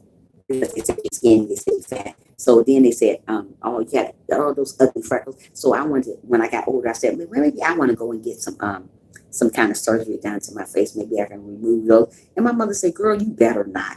This is what I was going through because I was listening to what they said because this is what was going on in my life. So when you see stuff like this going on in your life, you have to get over it. You have to try to be the best person you can be. I've been through the works in life. That's why I said being in a dysfunctional family, make sure your kids don't come out dysfunctional because of your family. Make sure you talk to your children. Make sure you read the Bible to your children. There's a lot of families doesn't read the Bible to their children, but that's the number one thing that you need to do is read the Bible to your children. Pray with them daily. Don't pray with them sometimes. Pray with them daily, especially when they little. When they grow up praying, they're going to continue on praying when they get older. And then when they have children, they'll pray with them. That's how we keep love in our family. That's how we keep our family growing. When you stop praying, your family stop growing, if you didn't know that. Prayer helps. People don't think prayer helps, but it does. It helps all the time. A family that prays together, I don't care where are you at. It can be far away, but you guys still can stay together. It's true, Susie. A family that prays together, you stay together. I don't care if she in Europe and you here. You guys going to still have that close contact like you're right next to each other. That's why you got to pray all the time, not sometime. Pray on the daily. Pray with your children and start while they're little babies. That's what I used to do with my kids. We used to sit down, even though they didn't understand what I was saying, but I was still praying with them so they know, hey, you know what? There's a God. God loves you. Practice love with your kids. Don't let them get lost in the system. What I mean by get lost in the system, don't let them be another criminal in jail. Don't let them go around killing people. Don't let them go around disrespecting older people. Tell them about adults respecting people. Most families doesn't do that because they're dysfunctional. They don't know nothing about the Bible. Just like the little girl say, I don't read the Bible. I don't want to know nothing about the Bible. My mom said, we don't need to know about the Bible. Girl, you need to know about the Bible. So I done seen it all. I done been through it all. I'm praying to God when God blessed me to have my first child to train up a child in the right way. Yeah, you got to train them up the right way, Cherry. You don't want to bring a child into this dysfunctional. Be careful. Be careful. Don't have nobody fighting on you and misusing you if you ever get pregnant. Don't let them do that because let me tell you something. You may have a child in your stomach and you don't know it and you're going around that man beat on you. That child, you can bring that child in distress while you're pregnant. And people wonder why that's happened. That's what I'm going to do with my child. Read the Bible too, sister. Yeah, that's the best thing to do. My mom used to call us together when we were younger and pray and read the Bible. See, Susie, that's great. All poetic. Yeah, we got to do that stuff. So when you ever have a child, do that so they won't be dysfunctional. And so many kids are lost in the system. So many kids are bipolar. I don't think a child should be bipolar at age 5. She haven't even been through stuff to be bipolar. Why are you bipolar? Because she's seen so much. A child shouldn't be even seen so much at age 5. Now, my age, okay, I can understand, hey, yeah, she probably a little bipolar and all that. I ain't bipolar, no. But I'm just saying, if I was, it's because, hey, I done grew up, I done seen it all. But no, I'm not bipolar. But mostly people get bipolar. There's a lot of little girls want to kill themselves. Oh, I don't know the reason why I'm living. I got so many children. I can tell you about one little girl say, I don't know why I'm living. 10, I don't know why I'm living. Why are you living? God got you living. Why? What's the use? She's 10. She act like she's about 20, but she's 10. She said, I don't know why I'm living. I guess. I said, do you read the Bible? She said, no. I said, do your mom read the Bible? She said, no. I said, ooh. Yeah, it's sad. She don't know why she's living at 10. You don't know why you're living. I told her, you had that such hard life. She said, girl, I have a hard life, she said. And she reminded me of me growing up. She didn't have a mental breakdown. I did, though. I had one at 12 years old. That's why I'm so close to this little 10-year-old. I be want to bring them over here and let you guys see them and let you guys talk to them. One day I'm going to bring a little girl from one of my little girls that I counsel and bring her here and let you talk to her. Especially the 10-year-old because she's close. Oh, man, she's so close to my heart. I just love her. She's 10. And she was like, I don't know. She's got such an I don't care attitude. She said, I don't know. She said, I don't know if my mother liked me or not. She said, I don't care if she don't like me. Yeah, she just, it's funny. She's just funny. The things she say is funny. She said, but now she's coming along real good. At first, she was really, really rebellious. She used to smoke cigarettes since she's 10 years old because she see her mom smoking cigarettes. So she smoked cigarettes. Smoking cigarettes. She was drinking. They kicked her out of school because she was bringing drugs to school. She was bringing beer to school. Don't know where she get it, probably from home. But this is what she was bringing to school. She's suicidal. She's bipolar. One day she likes me to come around her. One day she want me to hug her. One day she don't. One day she don't want to be around. One day she hate me. So this is what I deal with on the regular. I'm just trying to say she's suicidal. She got this from her mom. She got this from her family. She got this from being in a dysfunctional family. So that's the reason why she's the way she is. She's depressed. She's always depressed. Oh, I feel like killing myself. I don't know why I'm here. She always say, where's the, I'm going to go in my closet and kill myself. I say, girl, stop saying that. Yeah, I'm going to go in the closet and kill me. What I do is very, very hard. That's why I get stressed out sometimes.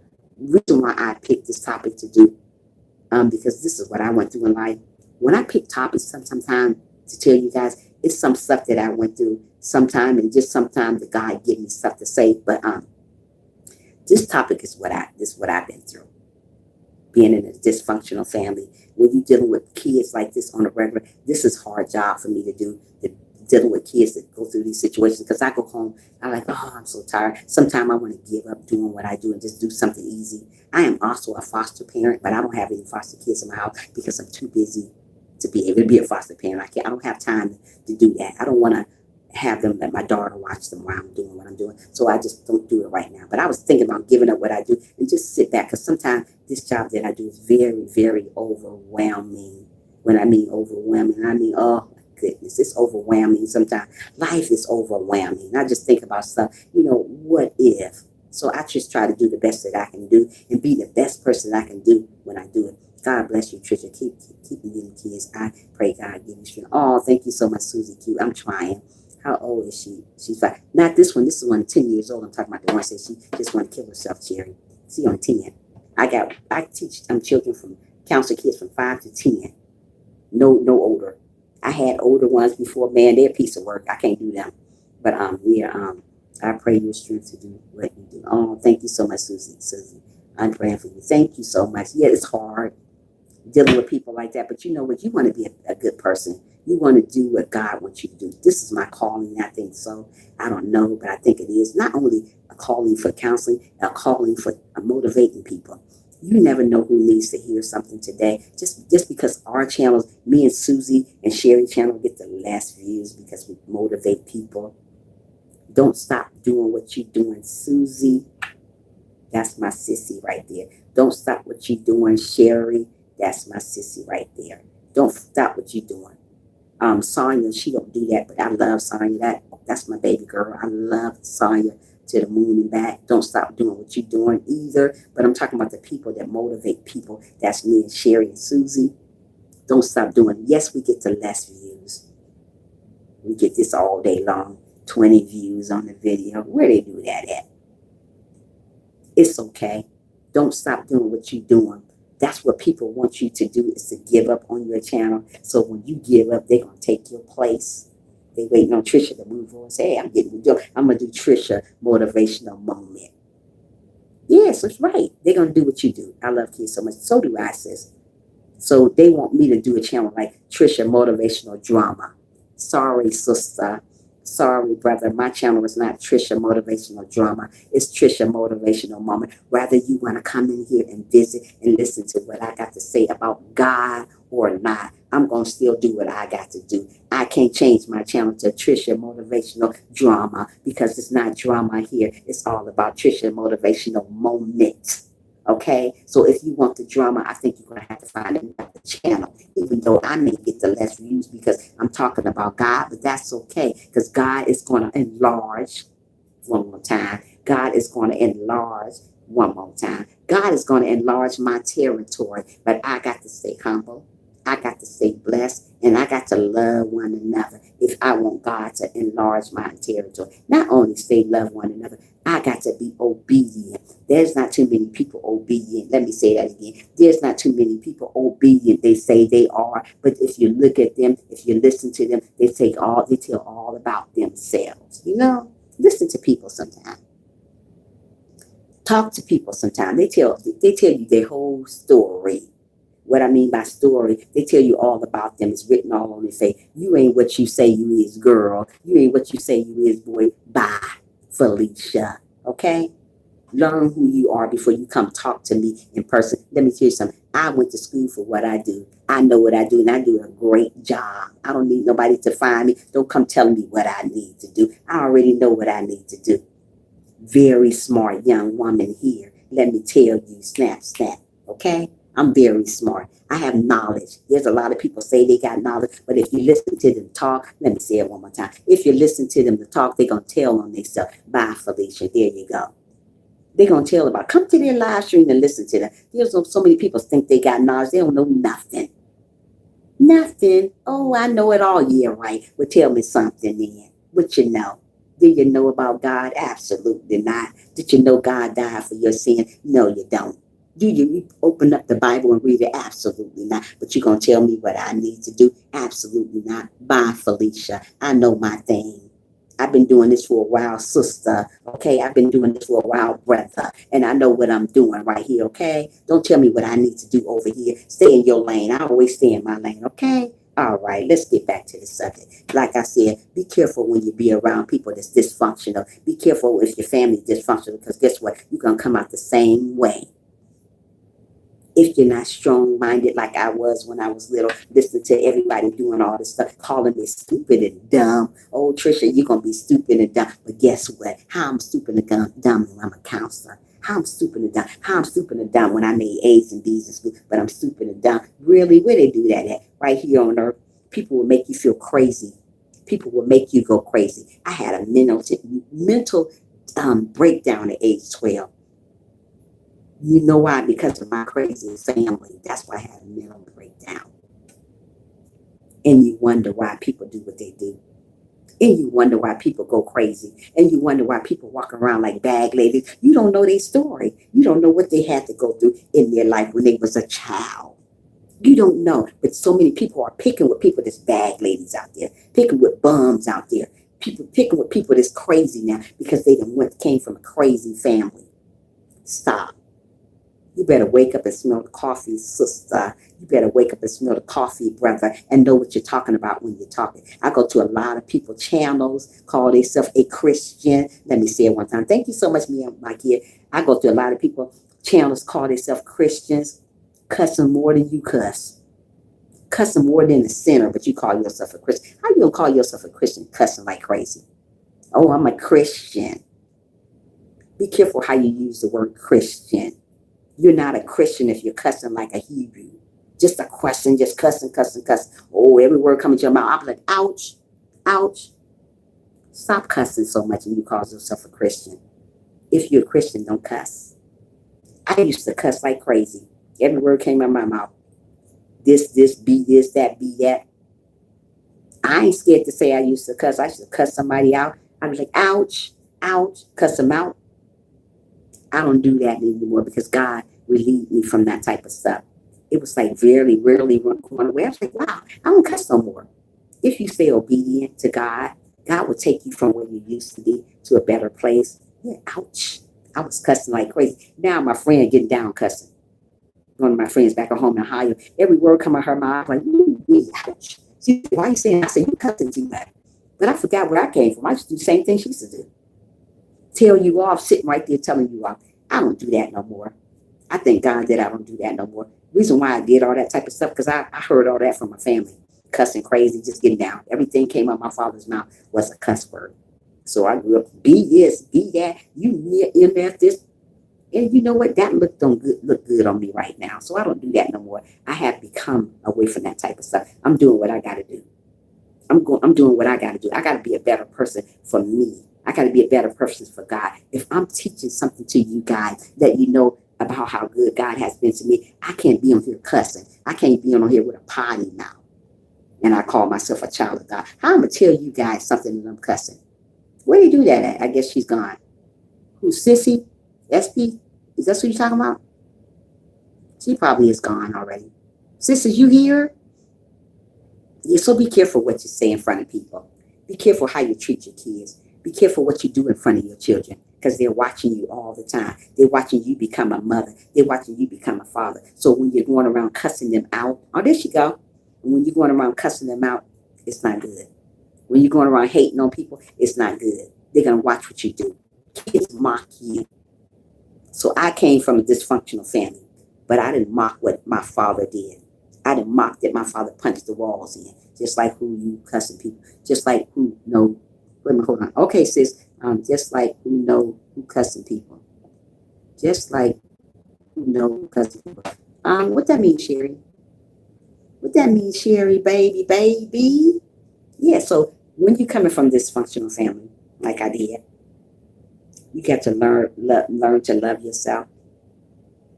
Sometimes you have to love yourself all over again because you didn't love yourself anymore because you didn't think nobody loved you while you was a child. So you have to learn to love yourself all over again. You got to learn to leave the madness where it was at. Sometimes you got to leave the bad past where the past. Sometimes you bring the past back up, but sometimes we got to leave it where it's at. It's sort of okay to cry sometimes about where you came from. It's okay to be sad sometimes from where you came from. But like I'm trying to tell you people, you got to rise above that. It's sort of okay to cry. God cried. We're going to cry too. It's okay to be sad. God was sad. Everybody gets sad sometimes, but we got to rise above that. Don't stay in that little mental breakdown part. Don't stay in that depression. Don't stay in an isolated area from the rest of the world because God loves you just the way you are, even though you probably turned out a little crazy. Let me say it again. Even though you turned out a little crazy, God got you. God will never leave you nor forsake you when you're going through situations that you can't take care of yourself. Okay, always remember that. I know my stuff, okay? God is not going to leave you in a situation. I don't care how things look right now. Let me say it again. I don't care how things look right now. God got you. He will never leave you, sister. He will never leave you, brother, in a situation. I don't care if you did come back from a dysfunctional family. God going to be there to the end. And don't ever forget about that. So many people think God has left them because they don't see him or hear him or feel him. God is there with you when you was going through all that crazy drama in your family. God protected you when you was going through all that crazy stuff in your family. Always remember, God is by your side. God was by my side. I was a child. I had so much stuff going on. I didn't know if I was coming or going. I had a mental breakdown. I would, if I didn't kept trusting in God when I was little, I would be dead somewhere today. I thank God He kept me. He kept me from all that stuff. He kept me sane other than going insane. You know, so many people go insane from where they came from. Don't go insane for that stuff. Let me read you guys messages. Hold on. Just like you know who's cussing out people, they don't look good for her. Right, it doesn't. You're right, Sherry. Um, be safe driving. Yeah, be safe, sis. I'm still here. I went make a video about loving everybody. There you go. That's a good video, Frank. I'm gonna make sure I look at it. Right, people should make sure they are in a good place, in a good situation before having kids. Because again, more dysfunctional people are the cries having kids. Yes, that's true. You have to make sure you are in a good place having kids, poetic. Don't bring another crazy child in this world because you've been crazy. Don't do that to children. Don't have them going crazy because you're doing stuff to them. You're making them nuts. Stop making kids nuts because you nuts. You know who I'm talking about. I'm calling her name. Just yeah. Yes. Not only that, they are having 3+ kids, not just one, but a lot. I see all. Yes, poetic. They are. They are. Poet. It's horrible. I will watch later, Frank. Good morning. Okay. Good morning. Good morning. Yes. So right. Poetic. Yeah. Poetic. You are saying nothing but the truth. So when you're going, I haven't unloaded. I haven't unloaded it yet. Okay. Cool. I got one. I got to unload, but it's not about that. It's just about some stuff.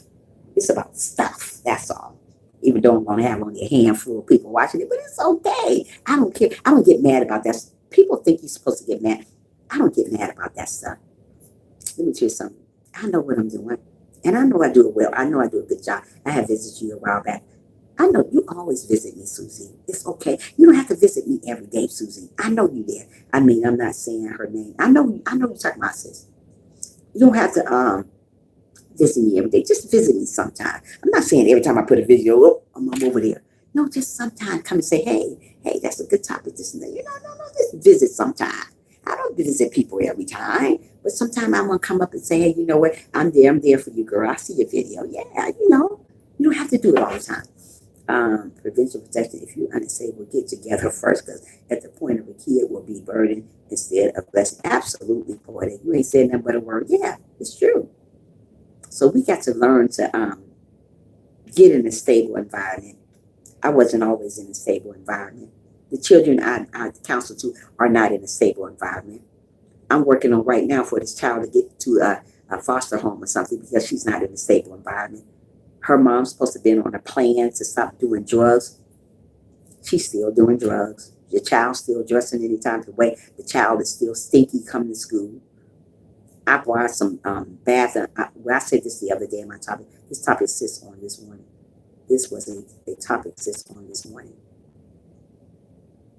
Huh, sis? I was talking about poetic. Okay. I was talking about poetic. Okay, sis. Susie.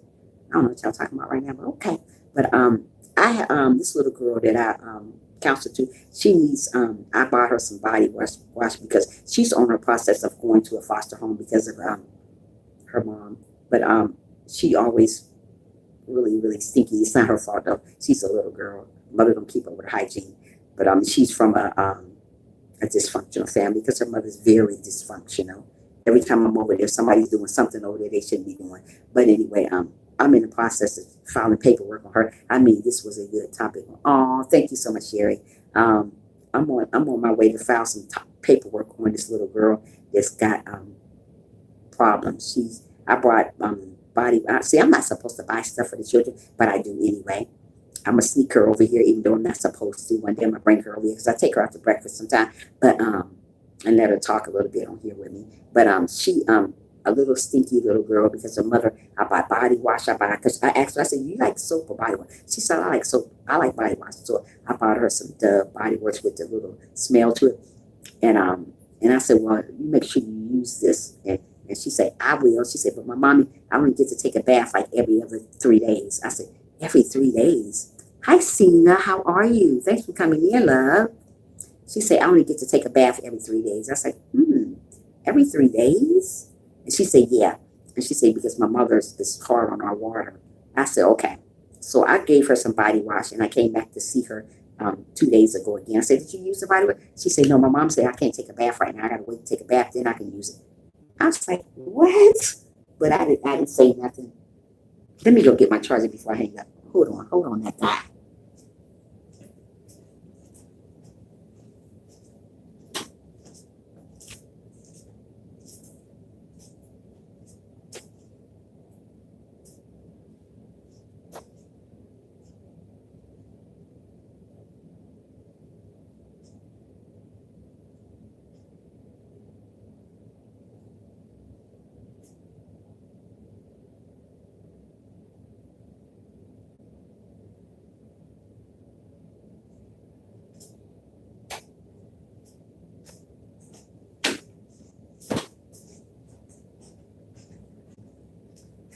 Okay, here I come, guys. Okay, I asked her about I hope a lot of young women see this side. Oh, thank you, Poetic. So I asked her, I say, I say, "Are you using a body wash that I sent you?" She's like, "No, my mommy's not gonna let me my mother's not gonna let me use it because I have to take a bath every 3 days." I said, "You only take a bath every 3 days?" She said, "Yeah, sometimes 4." I said, "Okay." So, and every time I come over, I was like, "Oh gosh, this little girl, and it's not her fault." And I'm holding my nose, trying to, not holding it, like holding my breath while I'm talking to her. And I said, so I talked to her mother after I got finished talking to her. I said, let her use the body wash?" She said, "I told her she can use it." I said, "Oh," she said she didn't use it yet. She said, "Oh, because it ain't her turn to take a bath yet." I said, "What?" I said this to myself. I didn't say it out loud. I said, "Oh, okay." I said, "Well, make sure you let her use it because I got I brought her clean underwears." Yeah, I brought her clean underwears and stuff. So I'm in process of we typing up paperwork for her to go to a foster home. But see, if I was not so busy, I would take her in, but I can't take her in right now.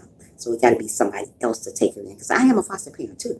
I've been a foster parent back home for like almost 15, 16 years, but I can't take the little girl in because somebody else will have to take her in. So she's 6, I think she's 6, and she said, "No, we don't take bath for every 3 or 4 days." I say, and she's stinky, and it's bad to say, but she really stinky. It's really bad odor, a real bad odor. I mean, it's old. She smell like an old woman.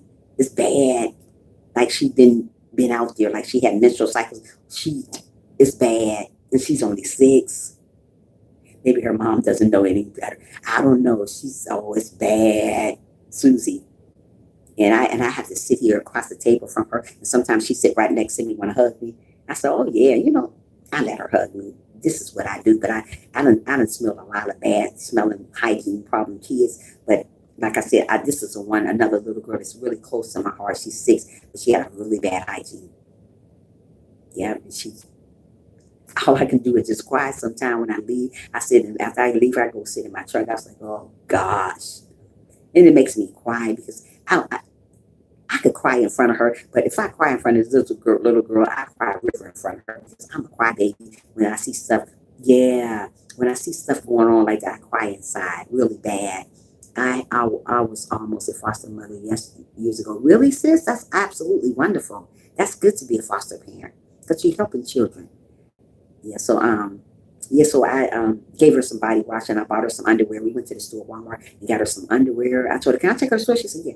I bought her some underwear. I bought her all kinds of little stuff. So I asked her the other day, I said, where's your stuff at? She said, my mother said she's going to take it back to the store and get some money because I said, you know what? I forgot to take the receipt out the bag. So the panties are gone. The outfits that I got her, the sandals is gone. She took it back. She said she needed money. Girl, go get a job. How you gonna need money taking this little girl's stuff? But I can't do nothing. So right now we're filing paperwork on her to go to a foster parent. Hopefully she'll be in a foster parent, probably foster home, probably by August 1st if everything go right. Because I file it and they go by it, what I say, and she gonna go to foster home. I'll make sure of that because that little girl is not getting treated right and she stink real bad and she ain't number 6 years old. You shouldn't be smelling like a grown woman, an old woman out there on the street somewhere. Like she been somewhere, like she been with a man or something. That's the way she smelled. I said, whoa, yeah. And she's only 6. A 6-year-old shouldn't have no smell on them if she's keeping herself clean. But oh well. But anyway, getting back to the dysfunctional family stuff. Sometimes I want to bust out crying to y'all on the phone.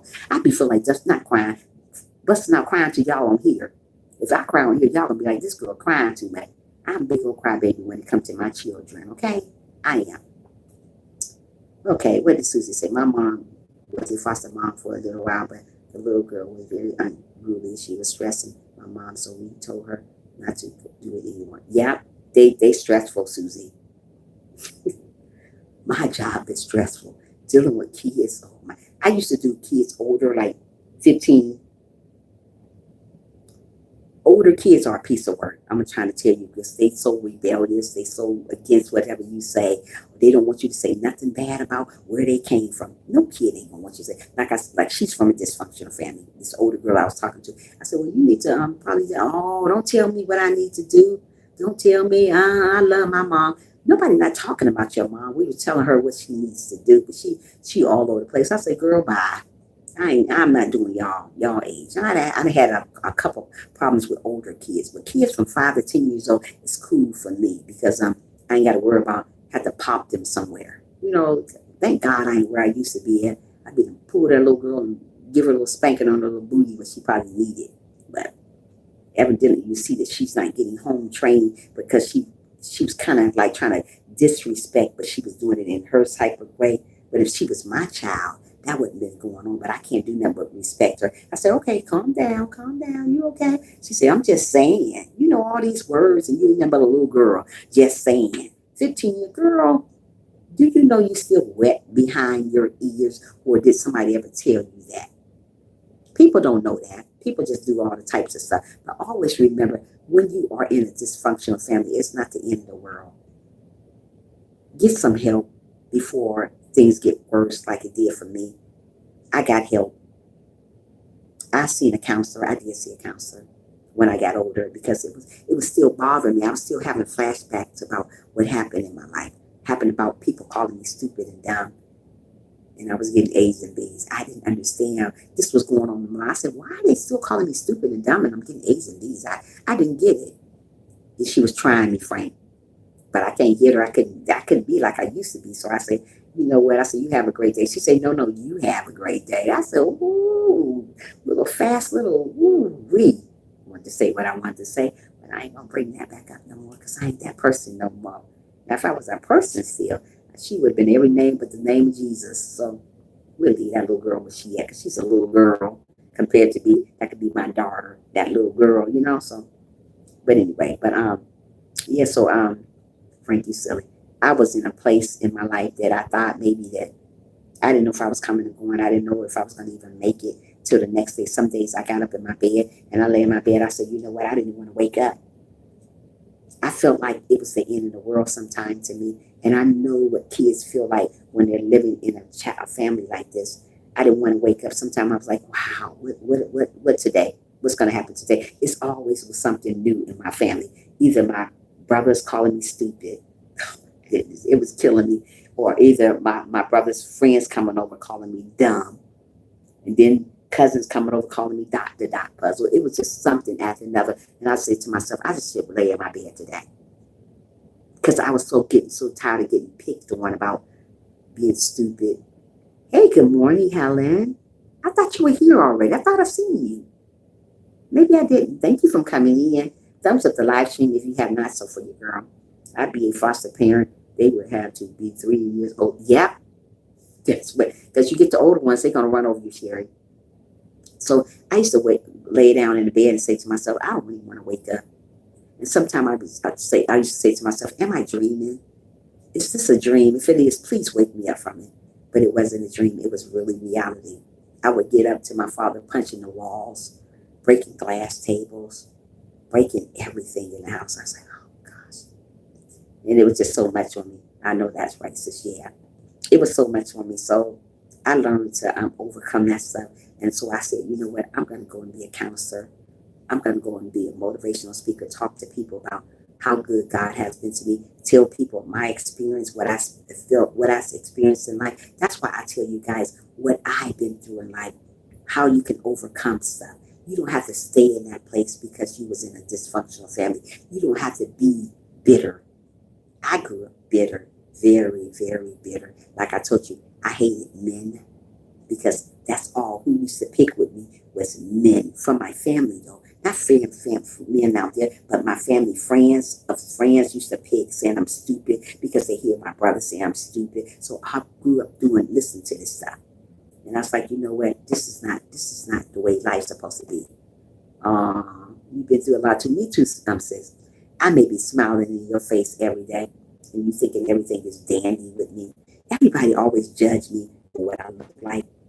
Mostly people that is dolled up. Let me tell you that again. Mostly people that are dolled up. Always remember this. They've been through stuff in life. When they look so perfect looking on the outside, you know, hey, everything is neat together. You know what I mean? Do stuff in life.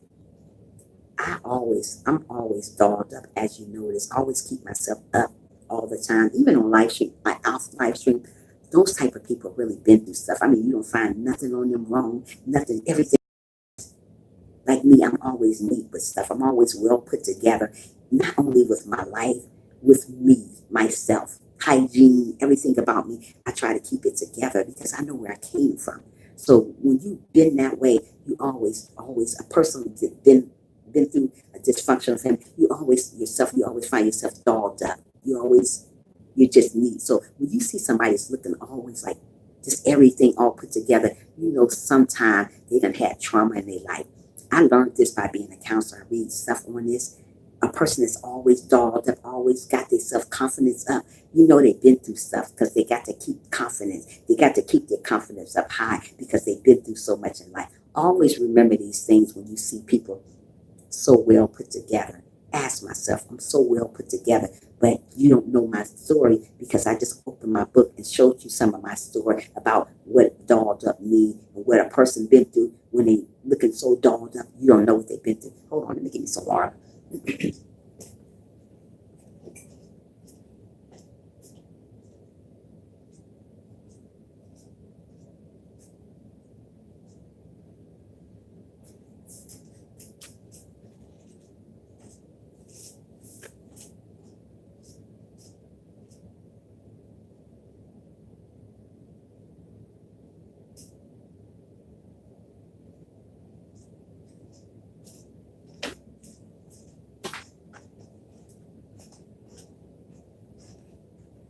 I remember when I was in my 15, I've been awake almost all night. Wow, you need to get some sleep.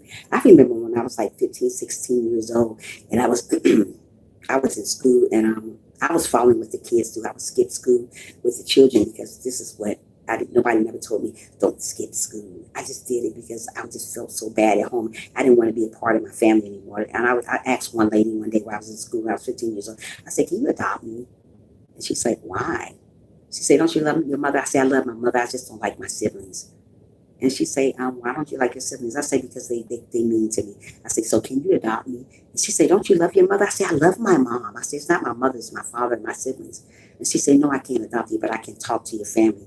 And yeah, it was just, I would ask the crazy stuff to people. So I'm trying to tell you where I've been through. Don't let your children go because my air conditions was blowing hot air. Wow, yeah, get that fixed, honey. Hold on.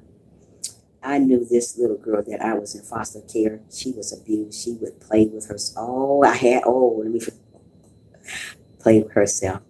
Play with herself because she didn't know better. She was only 6 years old. My friend couldn't keep her.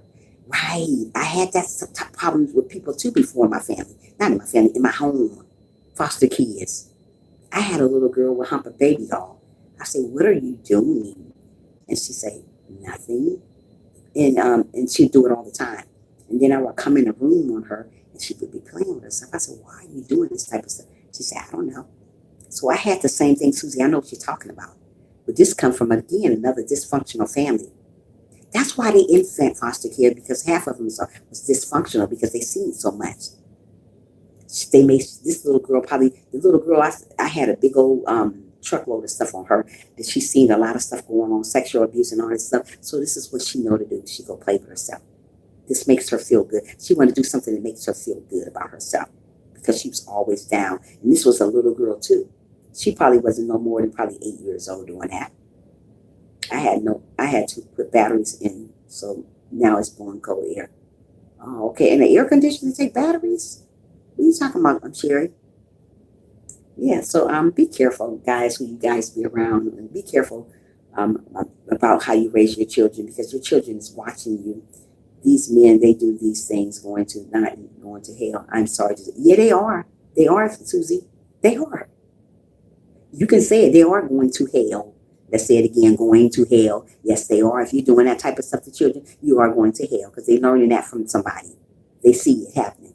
You see a little girl doing this type of stuff to herself. She's learning it from somebody. She's not just going to pick that up by herself. So yeah, I had a little girl doing the same thing. I would open the door. That's what she's doing. Then she'd stop. Or then she'd get a teddy bear and get on top of her. I said, why are you on that teddy bear? She said, I don't know. And then she'll stop.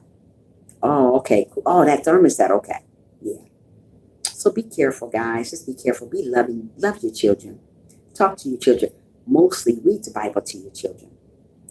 Get with your children one-on-one or get them in a group. My mom, even though I was in a dysfunctional family, she would get us in a group. And we were a family. My mother, we did talk about the Bible. My mother went to church, but my father didn't. When we went to church, my father would get mad at my mother because we was going to church. I was like, she wanted to do the right stuff, but she really couldn't because of him. But she still went to church. But we would get together like while he was at work or something, and we would pray. We would read the Bible.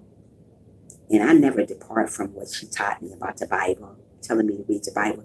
John 3:16. She made sure I read that chapter all the time. She would make me know to get the prayer. Our Father, which you who art in heaven, hallowed be thy name. Thy kingdom come, thy will be done on earth as it is in heaven. Give us this day our daily. She made me do that whole prayer all the time. So I learned these things when I was growing up. So when I grew up, I taught my kids these things. My father didn't want my mother to go to church. He didn't want us to know nothing about the Bible. So when he would come home and see us reading the Bible, he was like, what are you doing? And she said, we're reading the Bible. And he said, why? Why? Even though I was a daddy's girl. Daddy's girl. I had a great dad, but he just didn't understand us. He didn't understand how to raise a child to be strong-minded, to be loving and kind. He didn't know these things because I guess back in the day, they were doing all kinds of stuff. I don't know, but he didn't know the stuff about how to treat kids, how to treat his children. All he knew about giving me everything. I needed more than just giving. I needed your attention, love, not just buying me stuff. Kids don't need just you to buy them stuff. They need your attention. You can buy a bad kid everything and every kid. They're still going to be bad. That's not going to change them from being bad. They need your attention. They need your love. They need to feel love. They need for you to tell you that they love you. My father told me that he loved me, but he would buy me everything other than sitting down talking to me about stuff. That's what we need. We need somebody. We need that guidance in our life. Don't just sit by me everything. I didn't buy my kids everything. I gave them love. We have to give kids love. Kids need love. We don't need all that materialistic stuff. I made sure I talked to my kids about God. I made sure to let my kids know that everything, you don't have to have everything to be somebody. I let my kids know, thank people for the little things you get. Don't worry about the big thing. That's right, they need your time. Money's not everything. Absolutely, Susie. So I taught my kids, since I came from this crazy family, I taught my kids money is not everything. Money is good to have, but don't go crazy because you got it. Don't go crazy because you don't have it. Be happy, be thankful for the things that you got. My kids are not ungrateful. There's a lot of ungrateful kids. You give them $1, they want more than $1 because they come from a household that selling drugs and doing all that type of stuff. So they don't know no better. When you teach your kids to be grateful for what they have, they would never part from that. I can give my daughter a card with $25 in it. She's grateful. Most of the kids you see, you can't give them $25. They be like, what? I need more money than that. Because they're ungrateful.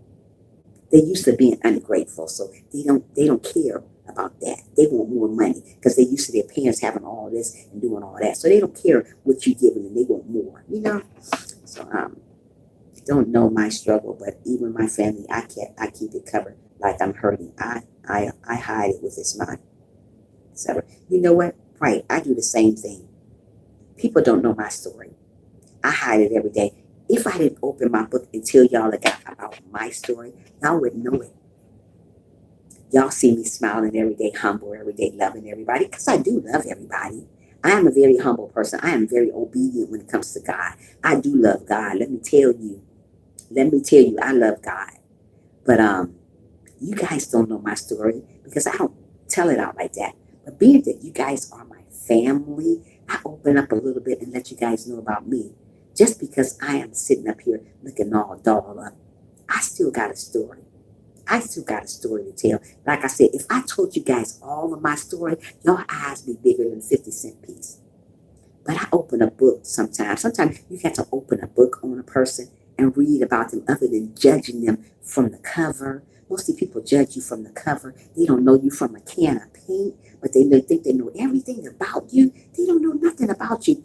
Y'all don't know my story until I opened it up and told you a little bit about yourself. All you thought was basing my story on the way I look. Oh, she's cute. Oh, she's doing her thing. But you don't know my struggles through my story, right? You didn't know that I had to do this. You didn't know I had to do that. You didn't know I had a mental breakdown at age 12. I didn't tell you that until I opened my book and told y'all a little bit about me, okay?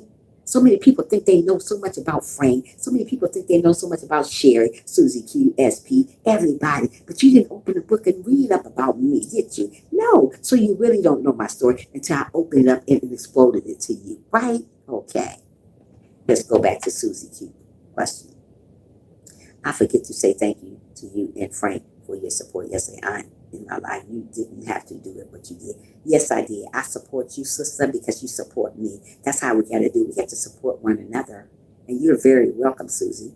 I'm always going to be there. When you go live, I'm going to be there for you because you know what? You're there for me. Any of my sisters go live, any of my brothers go live, I'm going to be there for you because you guys there for me.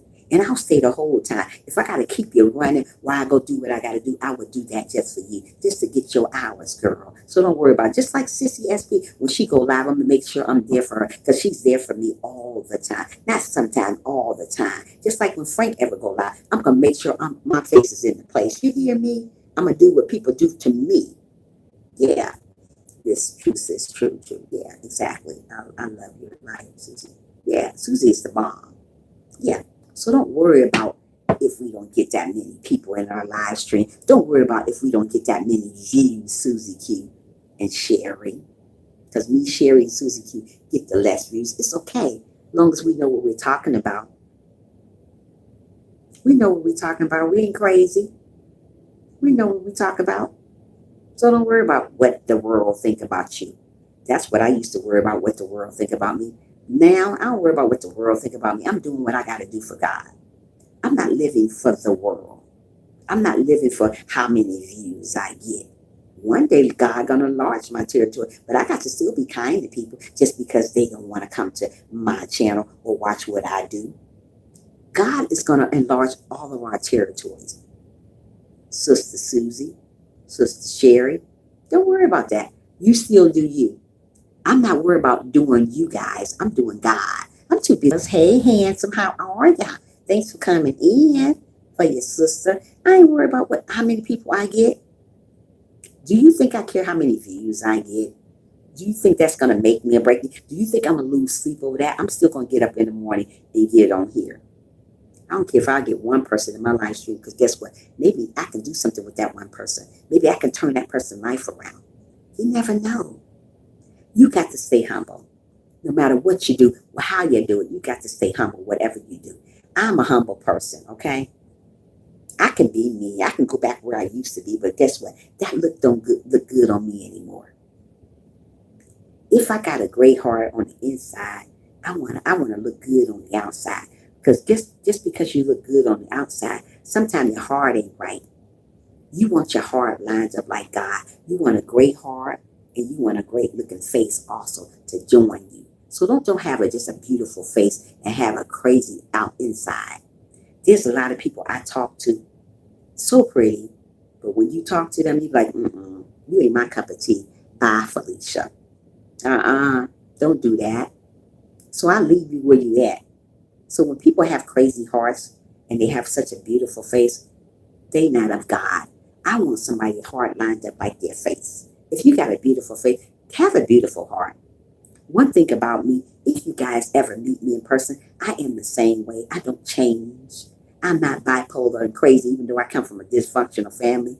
I'm a great-hearted person. If you got me for a friend, I'm a great friend to have. I'm going to ride with you to the end. If I get to be a big old YouTuber, I'm always going to support you to the end. I'm not going to leave you when I get where I want to get to. Mostly people call themselves your friend. Let me say it again. Mostly people call yourself your friend. When they get where they want to get to you, you don't see them no more. They don't come around no more. They don't say hey. They don't say nothing no more. They don't want nothing to do with you anymore because they so big now. Oh, I got monetized. I don't need you anymore. Let me tell you something. I'm going to always come to you guys and say something to you guys because I'm that type of person. I'm that woman. I'm that Christian diva right here. So I love people. So if I love people who are going to support me. I'm going to support them back. I'm not a crazy friend. I'm not a friend going to leave you one day, don't talk to you one day and don't be around you. I have met a lot of crazy folks on YouTube like that. Oh, I'm there for you to the end. And guess what? As I go on my live stream, as I've been on my live stream, I see them come and go. Oh, they gone. They gone. See you one time, you don't see them no more. I'm that type of friend. I'm going to stay there. I'm going to be by your side to the end. I don't care how long it takes. I'm going to be there. I'm that type of woman. I'm that Christian diva right here. I call myself a Christian diva because guess what? That's what I am, a diva. Not just a Christian, but I'm a diva on the other side too. And I'm a good friend to talk to. I'm a good friend to have. Yeah, I'm Mike. And my gosh, Trisha, that's so true. They forget about you. Yeah, they forget about you. I done got forgotten about. I had one person, I ain't gonna mention her name. I loved her so much. She's a YouTuber too. She's bigger than I am. I loved her so much. Oh my goodness. I loved her so much. Oh my goodness. You guys just don't know. And she broke my heart. Because she said, oh yeah, I'm gonna support you. I'm gonna make sure I do this and do that. I said, okay, cool. I seen her a couple times and ain't seen her no more. I don't let people like that get to me. But she did because I trusted in her. That's where I don't trust easy. I have issues about trusting people easy because people will do you in. Let me say that again. People will do you in. They call themselves your friend. You're a friend, okay. But they do you in at the end. Always remember that. Don't trust everybody on YouTube when they say they're your friend because they're not. People get what they want and move on. It's sad. Yes, it is. Three Wheels is very sorry. Did you ever get my message? I got your message, but you didn't call. How about that? Anyway, back to the subject. Okay, Sherry, I'm going to YouTube. Okay, y'all better go to each other then, okay? But anyway, yeah, so I've been done in a couple times. People say they my friends, they say this, but you know what? As I been on YouTube, I see people come and go all the time. Three Wheels. I see people come and go all the time, all the time, all the time, all the time. I was like, okay, let's see who stay. I don't have too many people stay. Then I have people to stay, come along and stay. And when those people come and stay, I hold on to those people because those people are amazing.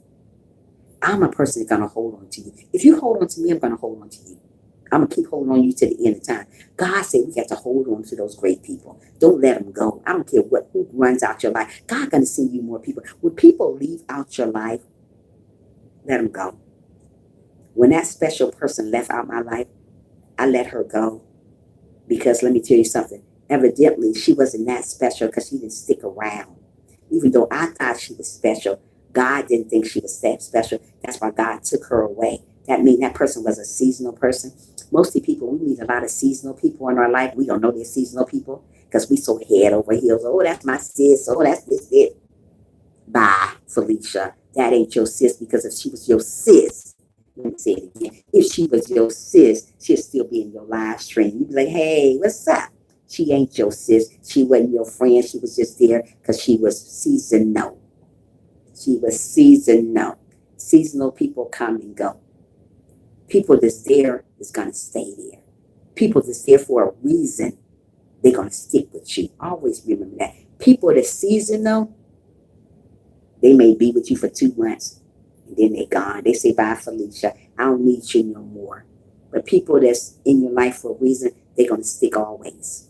Always remember the difference between seasonal and people that's in your life for a reason. When God take people out your life for a reason, don't try to say, well, you know what? I don't know why they ain't there no more. You know why they ain't there no more? Because God took them out. That's why. Hey, Muffy, good morning, my love. How are you? Make sure your thumbs at the live for your sister if you have not. So where you been, girlfriend? Yeah. So don't worry about people. And thank you, Muffy. You're amazing. Don't worry about people leaving you. I have people come and go all the time. Even in relationships, Susie, they come and go. I've been single now for 2.5 years, though. My husband been dead almost 3 years next month. A man get with me, he ain't gonna be able to handle me. I've been single 2.5 years now. What that tell you? You ain't gonna be able to handle Trisha. But anyways, getting back to the subject. I had people come and go in my life. Come and go. They call themselves my friend, and I see they come and go all the time. I'm like, wow, am I that bad? What's going on? But you know what? God take people out your life for a reason. So when God take people out your life for a reason, let them go. Don't hold on to people. Mostly people come in your life just for a season. Mostly people come in your life. I know, Three Wheels. Mostly people come in your life for a season. But when they come in your life for a season, tell them bye. Don't hold on to people that won't hold on to you. Mostly people come in your life just to see what you're talking about. Mostly people come in your life claiming they're your friend. But as you get to know them, they're not really your friend. They're not really your friend. They say they are, but they're not really your friend. So when people come like that, let them go. Let them go. Getting back to our subject, though. Like I said, you are right. Life is about moving forward. Life is about moving forward, Three Wheels. You can't stand still because people want you to stand still. Even though I done lost a lot of great people, well, I thought they were great. God showed me different. They wasn't great. I thought they were. Sometimes we may think people great sometimes, and they come and stay around for like two or 3 months. And you be like, wow, I ain't seen them lately. But they say they're going to be there for you. Be careful of those people. Oh, I'm going to be there, girl. You high-fiving them and all. Bye, girl. Bye, Felicia. You are not right. Stop. So don't worry about those people. But about dysfunctional family again. Like I said, I was from a dysfunctional family. It wasn't my mother. It was my father breaking bricks and doing all that crazy stuff, acting nuts in the house, and got me doing this all the time. That make you, when you get older, you be scared of your spouse because you're used to somebody doing this all the time. thinking he's going to get a rod going across you. But it wasn't for me. It was just he was mad when he come home from work. Something didn't go right for work. He putting holes in the wall. I was like, man, you know what? I'm going to make sure I don't do my kids like this. This is what I kept saying to my mother. And I said, Mom, don't you see this? She said, I see it. Just let him do him. I'm tired of him doing him, though. I'm about to get one of those sticks and hit him with it. But I was tired of him doing him. You know, he get to come in here and get mad when he want to get mad. But then again, he's hurting his children. That's sad. You get to do what you want to do. Parents get to do what they want to do, but they don't understand they're hurting their children in the end. You don't know you're hurting me. You don't know you're making me feel some type of way. You're not knowing that you're making that child suicidal because she's seeing what you're doing. The abusive, the drinking, the drugs, the neglect. You see all this stuff going on as a child, and you wonder why you're crazy today. And you wonder why you got mental issues. And you wonder why that young child jumped over the bridge. You don't know what he's seen in his life. Mostly people that have mental problems, they done seen something. Something ain't right. Something ain't right. It's true, 3 Will. Something ain't right. Something went wrong somewhere. Somebody one can short of a 6-pack because they done seen something went wrong a long time in their life. So they can't take it no more. So they end up killing themselves because they seeing what they happened in their childhood. So be careful what you put in front of your kids, because when they see that stuff all the time, they think about, why am I here? Like this little girl I was telling you about. Why am I here? You're too young to ask, why are you here?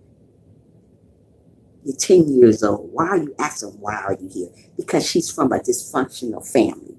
She's seen the abuse. She's seen it all. Then the little 5-year-old see her mother get her head thumped to the ground by her father in front of her. And you wonder why that girl is bipolar. And you wonder why that girl is having behavioral problems. Because she comes from a dysfunctional family. This man did this in front of this little 5 years old. Well, she wasn't 5 then, she was 4. Now she's 5. Now she goes to school having behavioral problems, thinking about killing herself, and she's only 5 years old. How in the world are you going to try to kill yourself at 5 years old? Because you come from a dysfunctional family. It's sad, but it's true. Sad, but true. Life is short, people. Let me say it again. Life is short, people. Don't let your kids get affected about what you're doing out there. Don't let your kids become dysfunctional because you was dysfunctional. Stop letting your kids see you fight your husband. Stop letting your kids see you fight your wife. Whatever. Stop.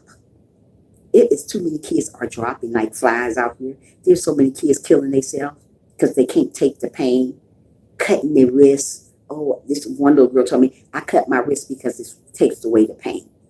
No 10-year-old should say she cut her wrist because it takes away the pain. She don't want pain no more, so she cut her wrist. We do foster care, and we see a lot of dysfunction. Yeah, I do too. But like I said, I don't have any kids in my house right now because I'm too busy. I'm doing everything else. I don't have time to take care of them right now. But I see it all. Mental abuse, sexual abuse, like the little girl playing with her little self. Why is she playing with herself? Like Susie said. She can see somebody else do that. They may have done that in front of her. They may let her watch porno on TV. We don't know why this little girl is doing that. Humping teddy bears. Another one. I seen it all. When I was a foster, being that I was a foster parent, I seen a little girl humping the teddy bear. I said, what are you doing?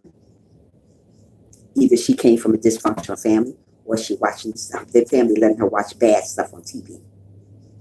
And you say, oh, she didn't learn it from me. Well, where in the heck she learned it from then, sister? Where she learned it from, brother? She didn't learn it from the streets because she only 5 years old.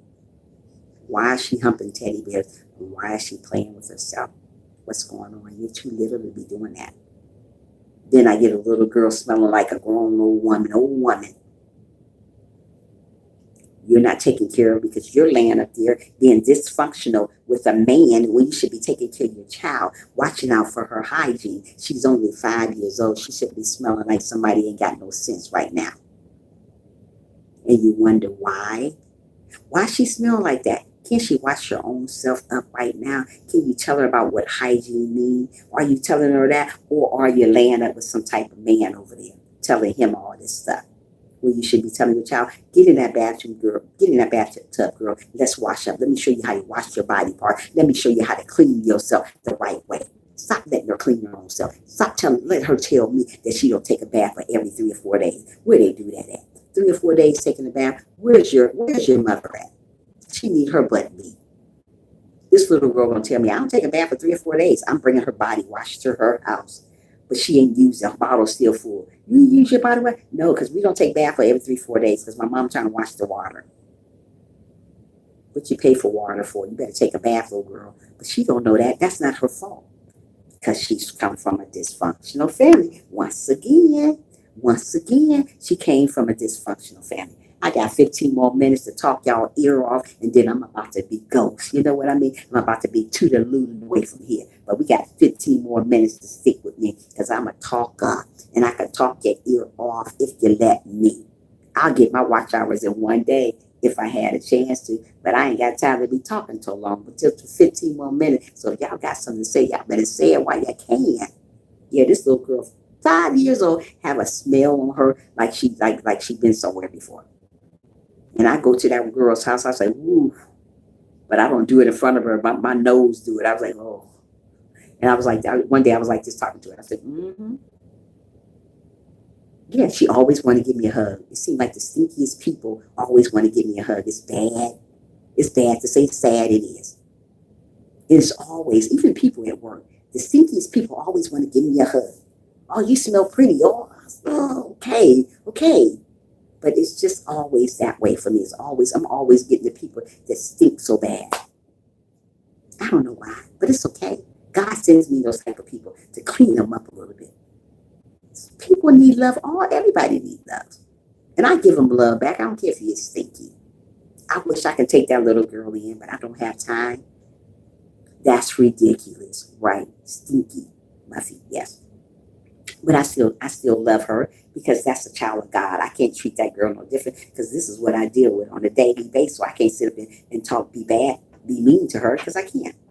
Helen said I was up late last night and I got a text from someone from my best pass. I knew it wasn't nothing but Satan trying to trip me up, but it was working. You're right. Everything has its season. Yeah, everybody has a season. Don't worry about it. You're going to be okay, Helen. You continue on praying and being the wonderful person that you are. Don't let people steal your joy. No matter what you're going through, don't let people steal your joy.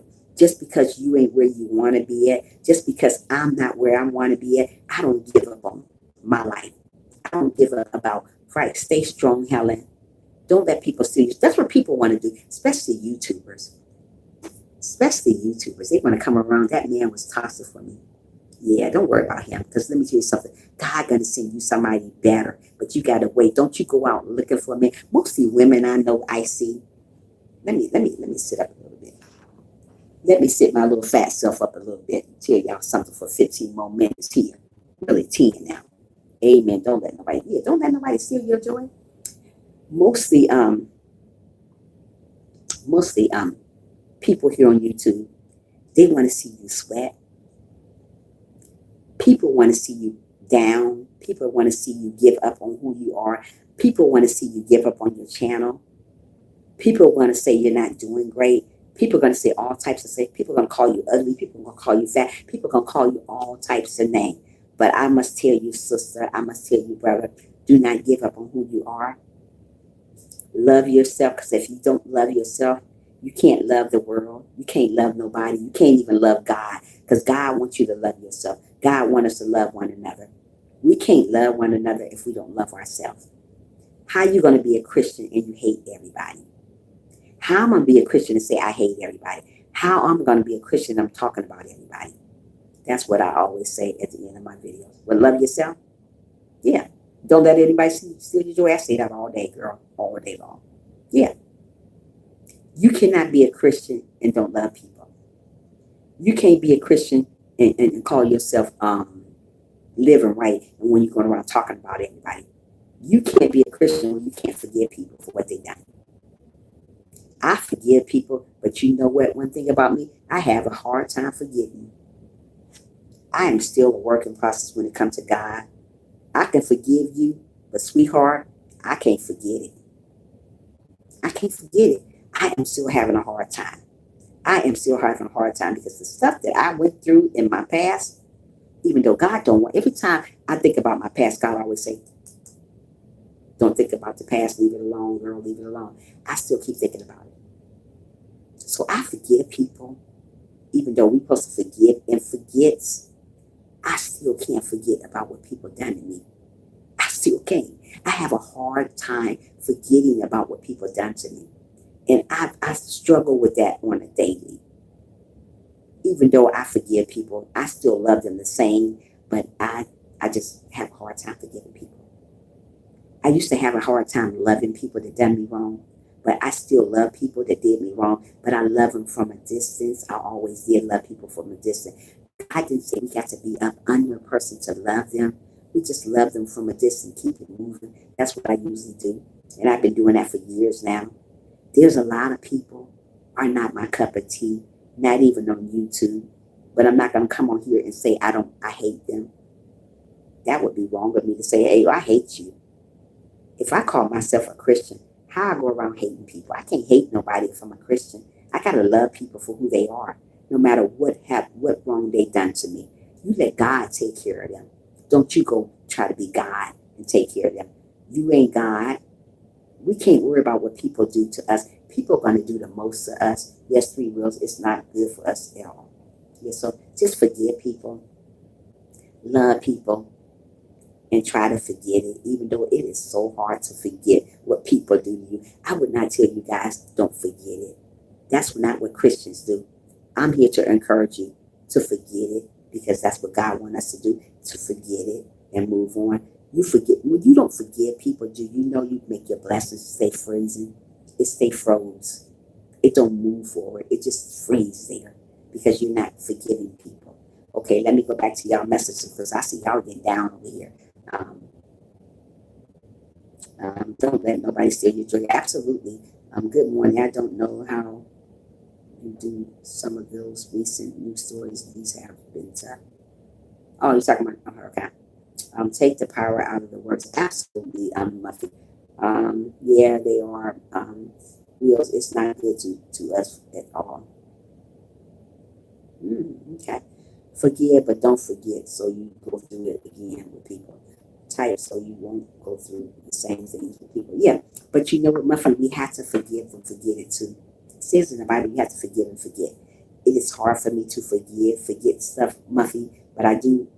Thank you so much, me and my kids. You're amazing. If you guys don't have me and my kids, make sure you get her. This girl right here is the bomb.